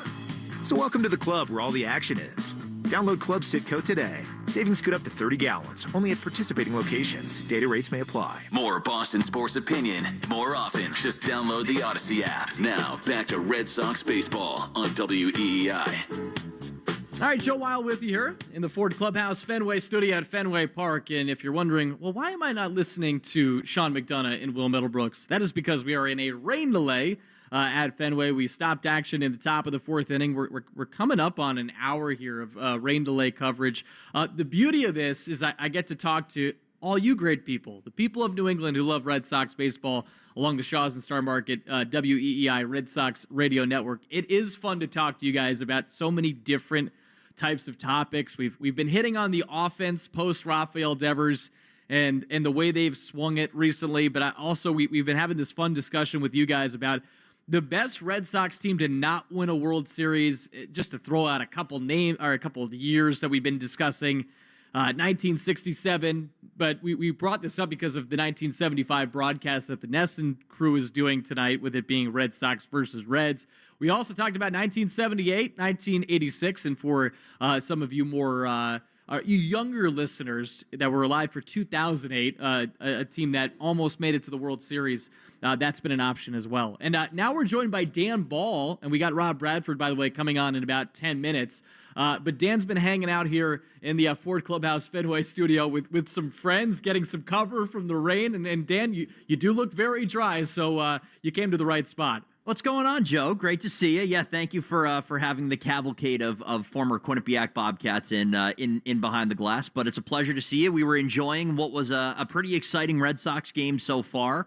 Kind of a more of a continuation offensively through a couple innings than I think I was expecting. I was expecting another 0-1 run dud that you get oftentimes with this group after they score 13 runs. But all of a sudden, then the clouds started to change color, and now we're here with you. So great to see you. It was a fun start to this game with Duran and Roman Anthony going back-to-back with doubles to kind of start things off for the offense at the bottom of the first inning. I do want to throw this Twitter poll question at you, but I want to get to some calls first because we have some people waiting. And again, if you want to chime in, 617-779-7937. Again, Joe Weil and now Dan Ball, and we will go to the phones with Joe Braverman doing a great job back at the flagship WEI. We will head to Braintree first to talk to Ed. What's going on, Ed? So, teams that were that good but never won, I got two. I got roster-wise, 2016, absolutely stacked. Like Pedroia, he had that retirement season of Poppy. Yeah, Hanley, what a great season he had. I got that one, and then I got, with the run they were on, the 2021 Sox. And let me know what you think. Okay, I like you pitching both of those. Two very fun seasons in their own right, because 2016 was like the prelude in so many ways to 2018, where you had guys like Betts and Benintendi and Bogarts really kind of come on. That team was missing. I'm curious your thoughts, Dan. That team to me was missing the like bona fide ace, because they spent all that money on Price. And if you remember, he was good, but he wasn't great like Chris Sale was great in 2017 and 2018. Yeah, it was always, okay, but what is David Price on a championship team? He is an ace contractually speaking, and he's an ace on a competitive team that makes the playoffs, but it always did kind of have the feeling that David Price was going to be a 2, maybe a number 3 in a rotation that was loaded to go on that run. And it's maybe one of the things that gets lost in the shuffle in 2018 is the fact that you were doing that after David Ortiz. And that was such a huge question in your lineup, is how are we going to replace 15 plus years of one of the best number 3 hitters that anybody had in baseball, and the entrance of JD Martinez locking down that designated hitter position. So that's a great entrant. I don't think roster wise, Joe, that 2021 team was quite there. But man, oh man, that's one of the more fun non-championship teams, at least in the recent era of Red Sox baseball that I can remember. That was a roller coaster ride. Yeah, and you were just on the edge of your seat, really, for like the last month of the year. The fact that they win that final game in Washington, where you had Nick Pivetta just dropping that hook against Juan Soto, then beating the Yankees in the wild card game, which was an epic game, and of course Garrett Cole pitching very poorly with Bogarts going deep in the first inning, and the fans just going crazy. You hear people say that's the loudest that you've heard Fenway, and then of course taking down the Rays in 4. It was a flawed team, and I will say with Laz Diaz, he's the crew chief, by the way, with the umpiring crew tonight. I will always think of Game 4 of the ALCS when Jason Castro was at the plate and Nate Eovaldi just dropping in that backdoor breaking ball, and that should have been strike 3, and they get out of that inning. And I think if that was actually called a strike, this is what I think. This is just my belief. Yeah. They would have made it to the World Series. It's a really fascinating butterfly effect to think about with that group, because they got to the point from a cardiac kid perspective that there really wasn't any situation that seemed to be too big for them, especially as an offense. And having the injection of Kyle Schwarber for that half a year, Kyle from Waltham. I loved every single bit of that. So as much as you don't know what happens the next pitch, it's a fun and frustrating one to think back at for sure. Yeah, you think about what could have been, and then at the same time you're like, well, they had some things kind of break their way, and they snuck in too. They snuck into the playoffs. So that was an epic run though. That's a fun team, and unfortunately, it's the last team that's made it to the playoffs. Right. The Red Sox too. So we've been kind of yearning for that. Let's go back to the phones. Let's go to Jeff in Michigan. He wants to talk about some first base options. What's happening, Jeff? Hey, fellas. Good evening. Good evening. Two things on first base. Two things on first base for me. One, in addition to the front office botching the whole Devers thing, I've not heard this conversation, but the front office put all their eggs in the bag of Casas for first base, and they didn't have any backup plan. He's an unproven hitter. He still hasn't proven he can hit. He's got an injury history. So what was their backup plan in case he didn't hit or he got hurt, which he did? They didn't have a backup plan. And so it's a glaring issue that I think is on the front office. Yeah, Having said that. Yep. And given the Devers move now, take that money and do a sign and trade for Josh Naylor. And that's your next first baseman for the foreseeable future, at least the next 2 years. Yeah, and I guess the question off of that is like, okay, we could say that, but then what are you giving up to the Diamondbacks to get Josh Naylor back? Right. In a market where a number of teams, I feel like, are competing for a very slim amount of options. Naylor, Rhys Hoskins, past that, it gets pretty thin from a trade perspective. The first base conversation is a fascinating one because you could argue there was organizational depth, almost too much, everywhere else. And that's especially the case before the Crochet trade when you had your two catchers and Kyle Teal. Up the middle, you were clearly set with Campbell and with Meyer and then Mikey Romero, Franklin Arias, and on down. And in the outfield, we've been having the conversation all year about too many outfielders. It is fascinating that of everywhere in the Red Sox organization, first base going back beyond Casas, down to Dahlbeck, down to Sam Travis, in the post-Steve Pearce, Mike Napoli era of playing first. Or you could even say Kyle Schwarber. I know he wasn't good defensively when he was here, but he was playing first base, and he has raked with the Phillies since moving on. And the point of all of that is being there just seems to be a bit of a blind spot, Joe, for developing first baseman. They haven't had a homegrown answer at that position in quite a while. Of all the positions on the roster, it seems like that's been the one. Well, and it seemed like, though, Dan, they had that guy. We're so far removed from it now that, unlike I was willing to do, and you know this because we did some shows together in the offseason, unlike now where I was in the offseason where I was saying, if we were having a discussion about Tristan Casas, well, in the second half of 2023, you can make a real argument that he was one of the 10 best hitters in Major League Baseball. And you can even extend that until he got hurt, early on in last year. I'm not as comfortable having that discussion considering you've pretty much wiped away 2 years of time in which he would have been playing, and we have to be real about it too. He was not good this year either. I wonder how much of that was his name being thrown in trade rumors all off season. And I kind of think about the context to the answer. Remember the one when he was talking about where people should play in the infield, and he was like, well, I think Bregman should play second and Devers should play third and all that. I wonder if he kind of thought that in part because, like, okay, if they move Devers to first base, that means he's gone. Right. You move Bregman off of third base. So they had that guy. They had the homegrown guy, and it's just been really unfortunate luck for them. And that we're having discussions like this about Josh Naylor, who, by the way, is he's an unrestricted free agent next year. So that's why you'd go after somebody like him, and maybe you don't have to give up something so big, knowing that you're not going to have many years of control. I mean, do you feel comfortable with Toro at first base right now?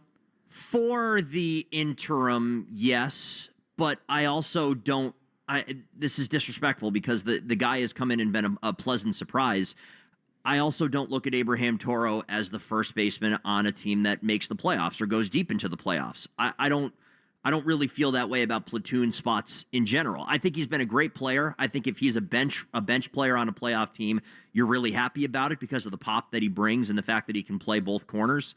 I don't love him as a starter on a team that had playoff aspirations right now. That's just me. And I'm actually, as I'm looking at Naylor's numbers, I'm kind of talking myself. It was a good call because I'm kind of talking myself into it a little bit. Really? 304 average, 834 OPS, 130 OPS plus. I mean, pretty good player.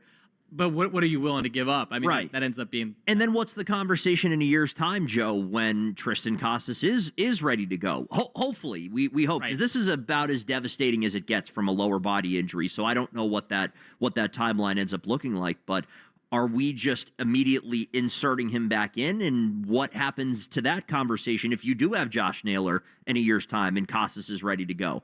Does he play for this team again? That I'm curious on your thoughts on what Casas's future looks like a year from now. Yeah, it's a good question. It is a good question because I just wonder if they want to wait around again another year to figure out this spot. But there was one thing people thought is, okay, once he went down, you move Raffy to first base, and then that's the long-term position. Right. He obviously didn't want to do that, and they ended up trading him. Let's go back to the phones. Let's go to Brandon in Southwick before we take a break here. Brandon, thanks for waiting patiently there. What you got for us?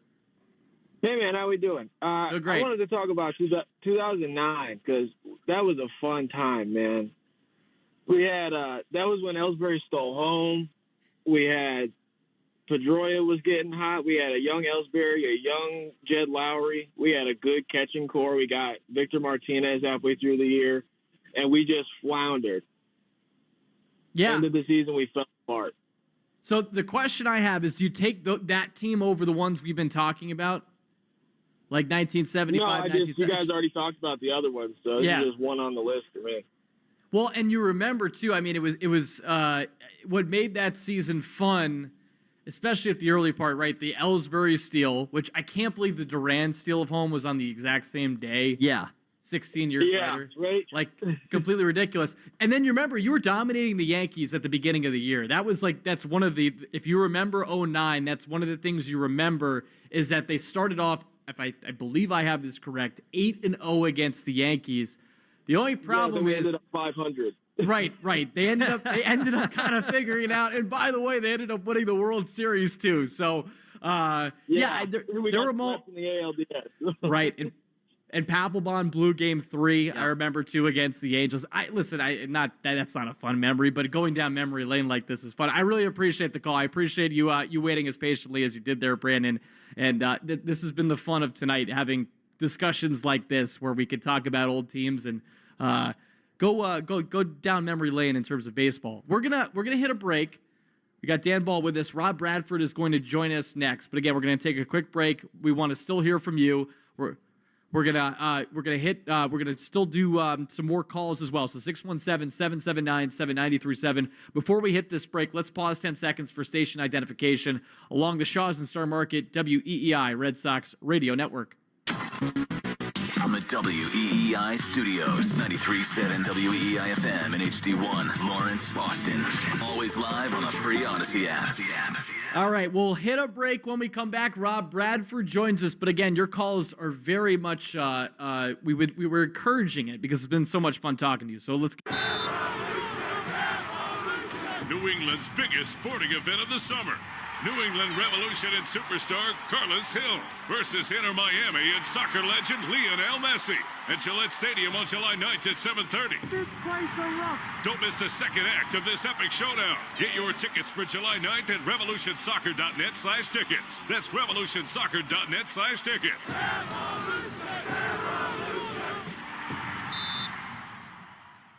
People always ask me, hey, Livy, what fuels you? Passion? Competition? The pursuit of greatness? None of those things. Raising Cane's is the only fuel I need. Their cooked-to-order chicken fingers always fills my tank, and the crinkle-cut fries and Texas toast are the perfect top-off for the perfect road trip. So when I'm running on fumes, I always refuel at Raising Cane's. But turns out, not everything's fueled by Cane's. Guess the old girl prefers her sauce unleaded. Raising Cane's chicken fingers. One love. On my podcast, Aspire with Emma Greed, we share the keys to succeed in business and in life. Listen to and follow Aspire with Emma Greed, an Odyssey podcast, wherever you get your podcasts. Your burger is served, and this is our finest Pepsi Zero Sugar. Its sweet profile perfectly balances the savory notes of your burger. That is one perfect combination. Burgers deserve Pepsi. Morning decisions. A creamy mocha frappuccino drink? A sweet vanilla? Maybe a smooth caramel or that white chocolate mocha. Whichever you choose, delicious coffee awaits. Start your day with bottled Starbucks Frappuccino drinks. Pick up a bottle near you wherever you buy your groceries. And now a sniff solo. Nice. With Downy Unstoppable, you just toss, wash, wow, for all-day freshness.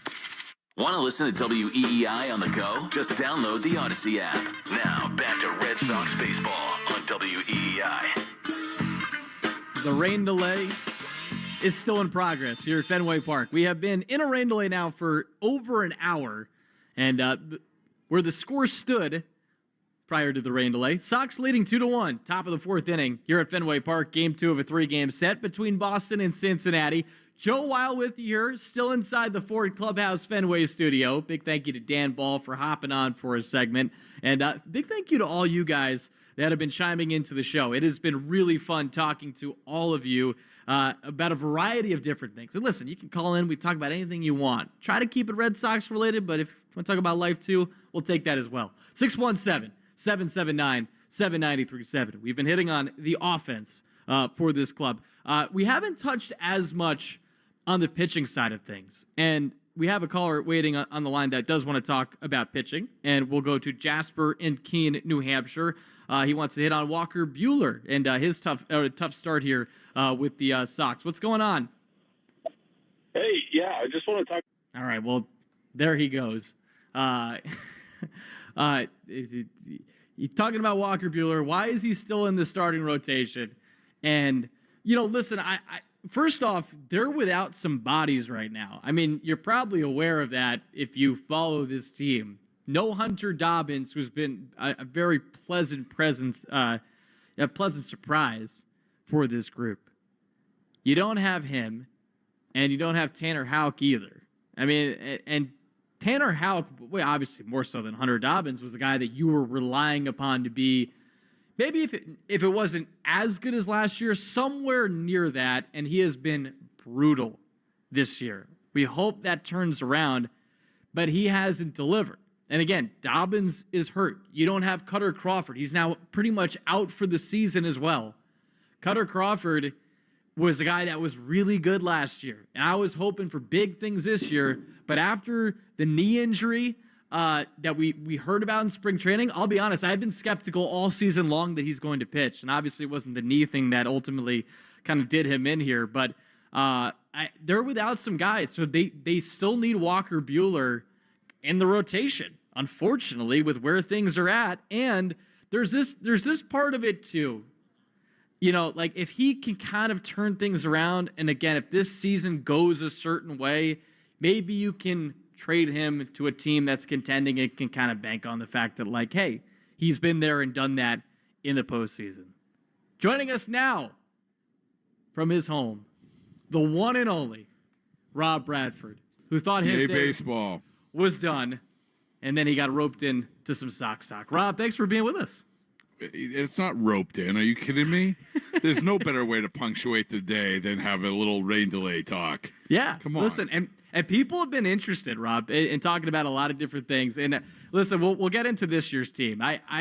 This has been a fun, I think it's one of our best polls of the year, to be quite honest. We've been talking best Red Sox team to not win a World Series. And I don't know if you saw the one on our account. We got 1975, 1978, 86, 08. People have been talking about 67. What in your lifetime, which one stands out the most to you? I think 78. I'm biased because for me that was like the sweet spot. That was my first team. When did your first team crop up? Like what age group for you, Joe? Well, it was, we all came of age like 03, 04, right? Yeah, so it's kind of okay, so what team, when you were 8 years old, what team was that? Well, so when I was 8 years old, we're talking 2001.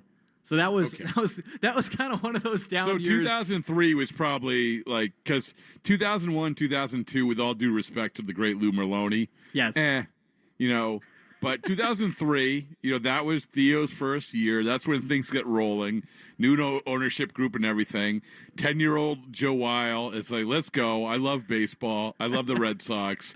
And, oh, my goodness, I can't believe we win World Series almost every other year. Let's go. I know. That's how it's been in my lifetime, right? Right. But so for me, it was 8 years old, 1978, and everybody, and I've talked to some guys because we were a little bit reminiscing about the 75 team. 75 was a little bit before my time, but when you get to 78, you sort of read up on 75. You fall in love with 75. You understand like the dynamic of that, of Fred Lynn and Jim Rice being these rookies, along with the Louis Tiants of the world, and obviously Carlton Fisk and Dwight Evans. But for me, 78 was this team which it had an unbelievable lineup, the ultimate I'm going to imitate you in wiffle ball lineup, and across the board, good enough pitching, and Mike Torres and Dennis Eckersley and Louis Dion, and then you have Bob Stanley at the end. So it was a powerhouse team which had a terrible run, which had this unbelievable resurgence to get that playoff game at the end. And then you have that playoff game, which it was this iconic moment. And, I say iconic moment, sure, it was an incredible game. There's a great documentary about it. But another thing that I think that all people my age have this in common, and I talked to even Bill O'Brien, the football coach, about this, and everyone, Matt Noon, the Babson coach, who also throws BP for the Red Sox, we're all around the same age, and we all have the same experience about that 78 team, which is you ran home from school that day. Yeah. Like, that's what, I forget, whatever it was, 3:00 game, you ran home from school that day because everything was about that game. And so anyway, that's a very long-winded way of saying, I'm sorry, with all due respect to 86 and 75, I'll go with 78. Well, and Rob, we had actually one caller calling about 2011, and one thing I said to him was obviously in relation to like 78, they won more games than 78, but on top of that, in 78, they actually forced the tiebreaker game too. Whereas in 2011, they couldn't close the deal on game 162. So that was a mess, a total mess. And you got to see. No, I mean that was I love like relitigating that or looking back at that time, because Joe, 2011, it was this historic collapse, unbelievable collapse. I mean, people don't go look at like what the record was when August ended and how it was a foregone conclusion that they were just going to roll, and then it just fell apart. But then you get to that last game and they don't have a pitcher. Like they didn't have a pitcher if they had to pitch another game. And they were trying to trade for Bruce Chen. And I remember Josh Beckett wasn't going to pitch. His wife was going into labor. He's like, no, I'm not pitching. Sorry. And so it was nuts. And then immediately when it ends, you all have the chaos of chicken and beer and everything else. And but I'll give you another one, Joe. I'll give you another team. 2008. Yeah, we were talking about that one too, Rob. And like, I think people forget, maybe a little bit. I could be wrong on this. They were down 7-0 in Game 5, and came in the 7th inning, and came back to win that game, and then forced Game 7. Did you believe they were going to win Game 7 in Tampa Bay? Yeah. So what I remember about that was, first of all, I remember Game 6 where Josh Beckett like started that game, and he was. Let's just say he had to get a lot of help to get through that game. I mean, he was hurt. That whole team was hurt, and then they would have rolled if they weren't banged up. Like so many guys were banged up on that team. And you go back to it, Alex Cora in Game 7 started at shortstop. Yep. And I remember sitting with Cora in the dugout before the game, and Matt Garza was pitching, and Cora was like, all right, we're going to bunt. We're going to bunt. Watch it. He can't field. We're going to bunt. And I think they tried bunting twice, and Garza, out of nowhere, fielded his position. So that strategy went out the window. But you also had Pedroia hit the home run early. Lester was on the mound. And so you're like, they're going to win this game. And then you have that moment, that unbelievable moment where David Price, who was barely introduced into professional baseball. Joe Madden had started using this kid who was drafted, I think, the year before as a reliever. He comes in with the bases loaded against J.D. Drew, and J.D. Drew, I've never seen him. To this day, if you want to get J.D. Drew angry and going, talk about that at bat. Because he was called out, I think it was a full count. He was called out, whether it was a check swing or a called third strike. He was irate. David Price gets the job done out of nowhere, and the Red Sox lose. So, yeah, I mean, that was a crazy game. An insane game. I remember Matt Garza had the earplugs in the first inning, and then he gave up that home run to Dustin Pedroia and then took him out because he's like, okay, this is not working for me. But I was convinced they were going to win that game.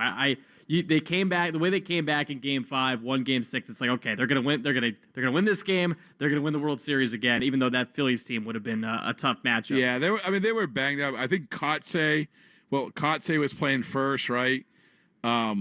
And like I said, Cora was starting at short because Jed Lowry was hurt. And you remember that 2008, and it's been sort of talked about recently because of the Devers trade. But that was they traded Manny, and they got Jason Bay, and Jason Bay had an OPS of over 800, and like 9 home runs in about 40 something games. Jason Bay was really, really good. And it was, and Terry Francona, he's said many times, he thought, that was maybe his best team that he had. So, it was just too bad.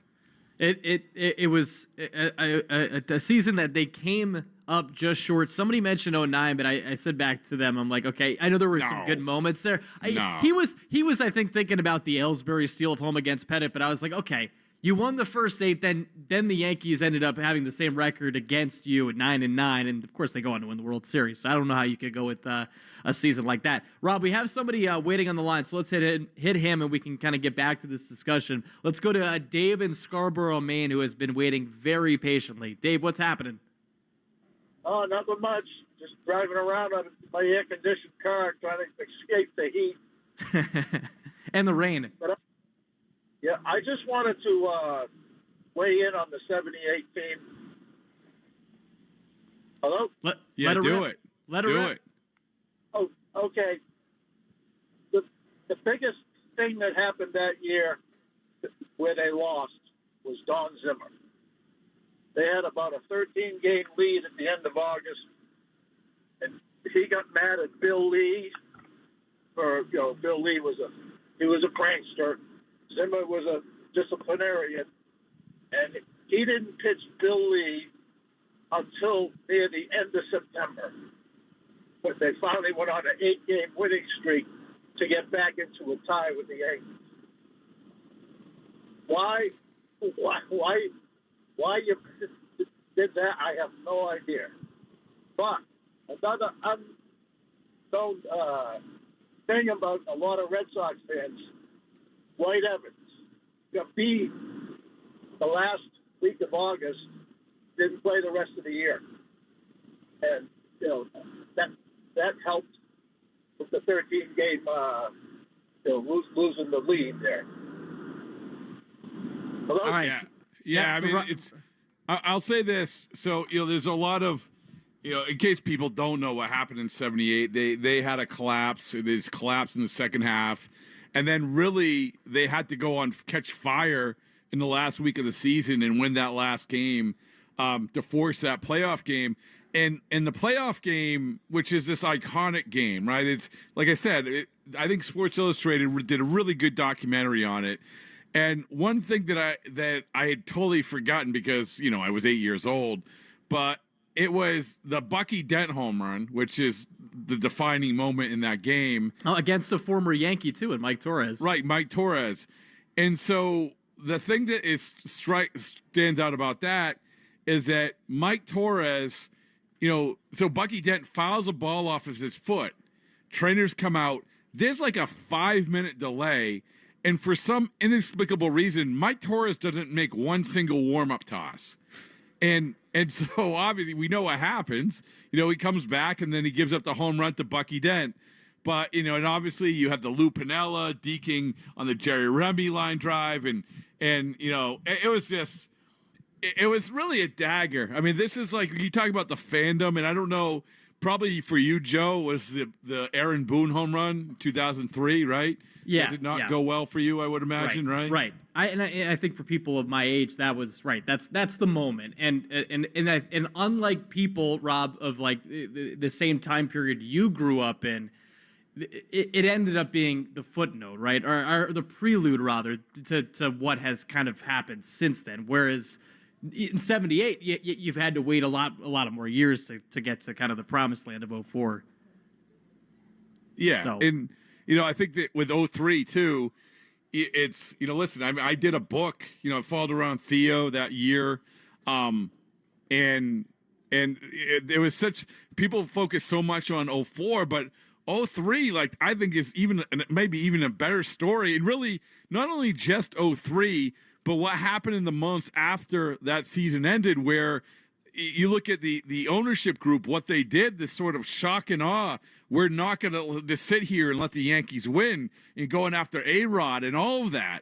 I mean, that's, when you look at that really good documentary on Netflix, the comeback. The comeback, yeah.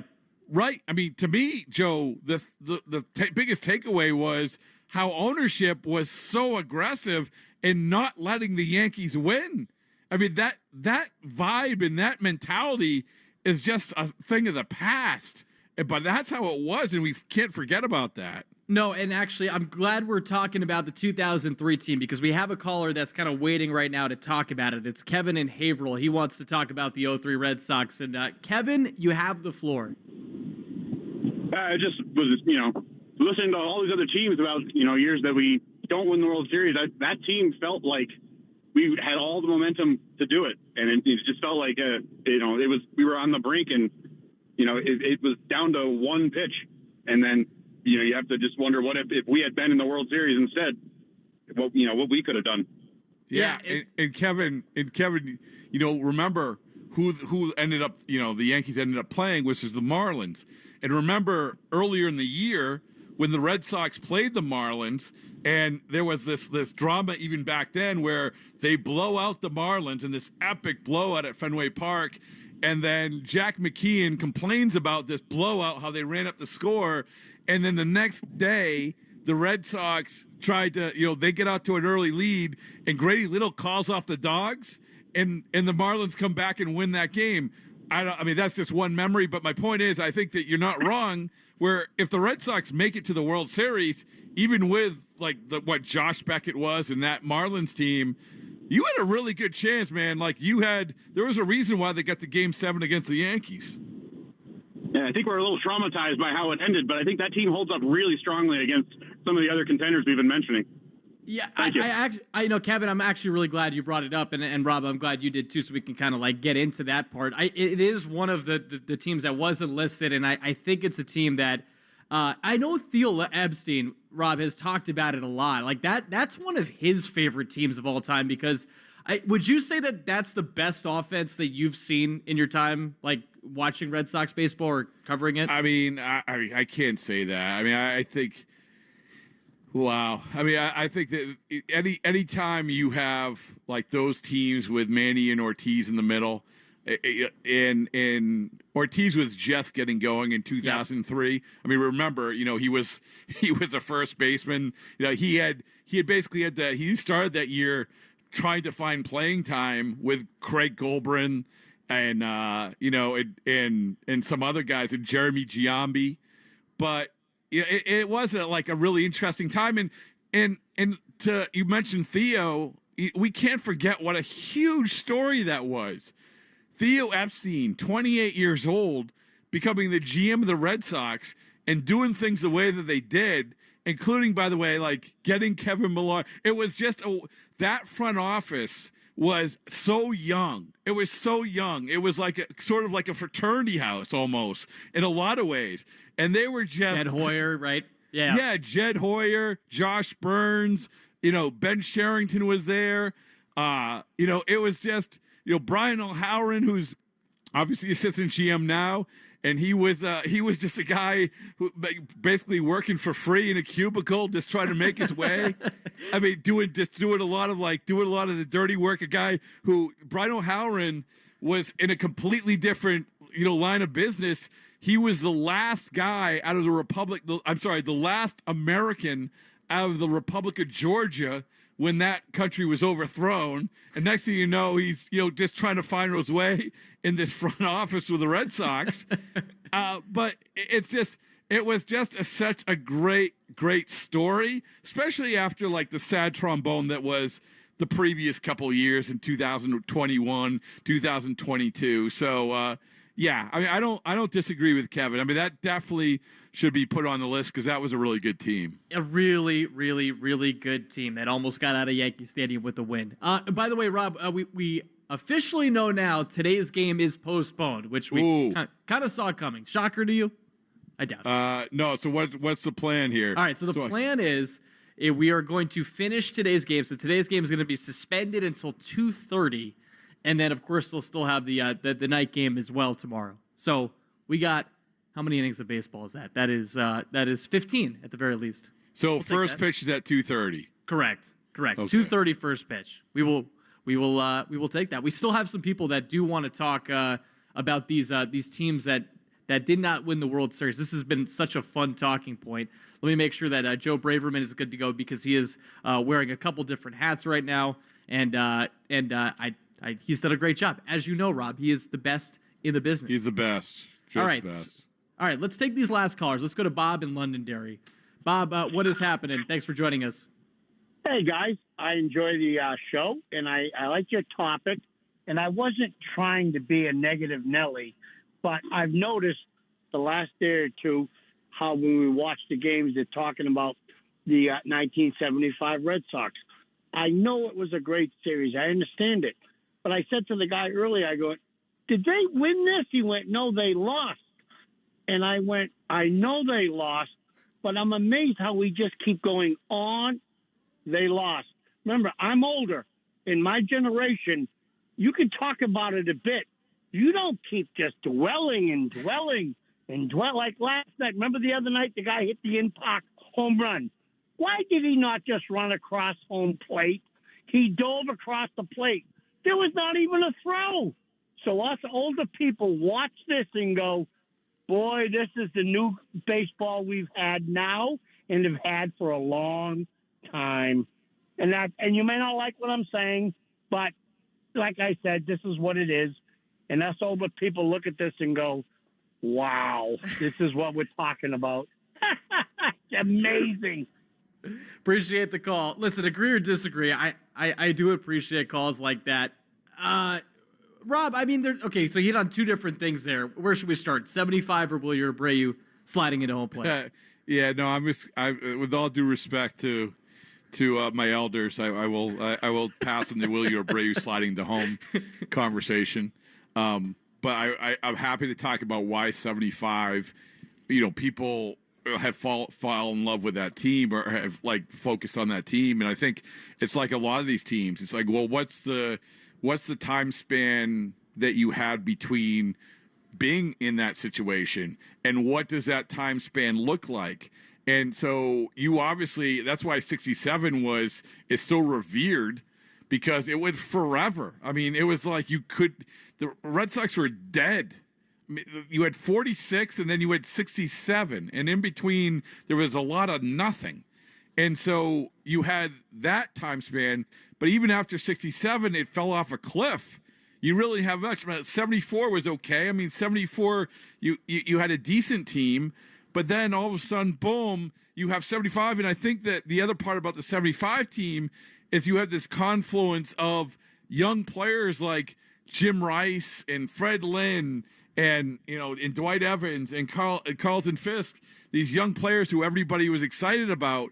So it was a fun team to watch. So I think that was the biggest thing. I think, anytime you have a long time or a semi-long time between championships or winning teams, I think it hits a little bit different.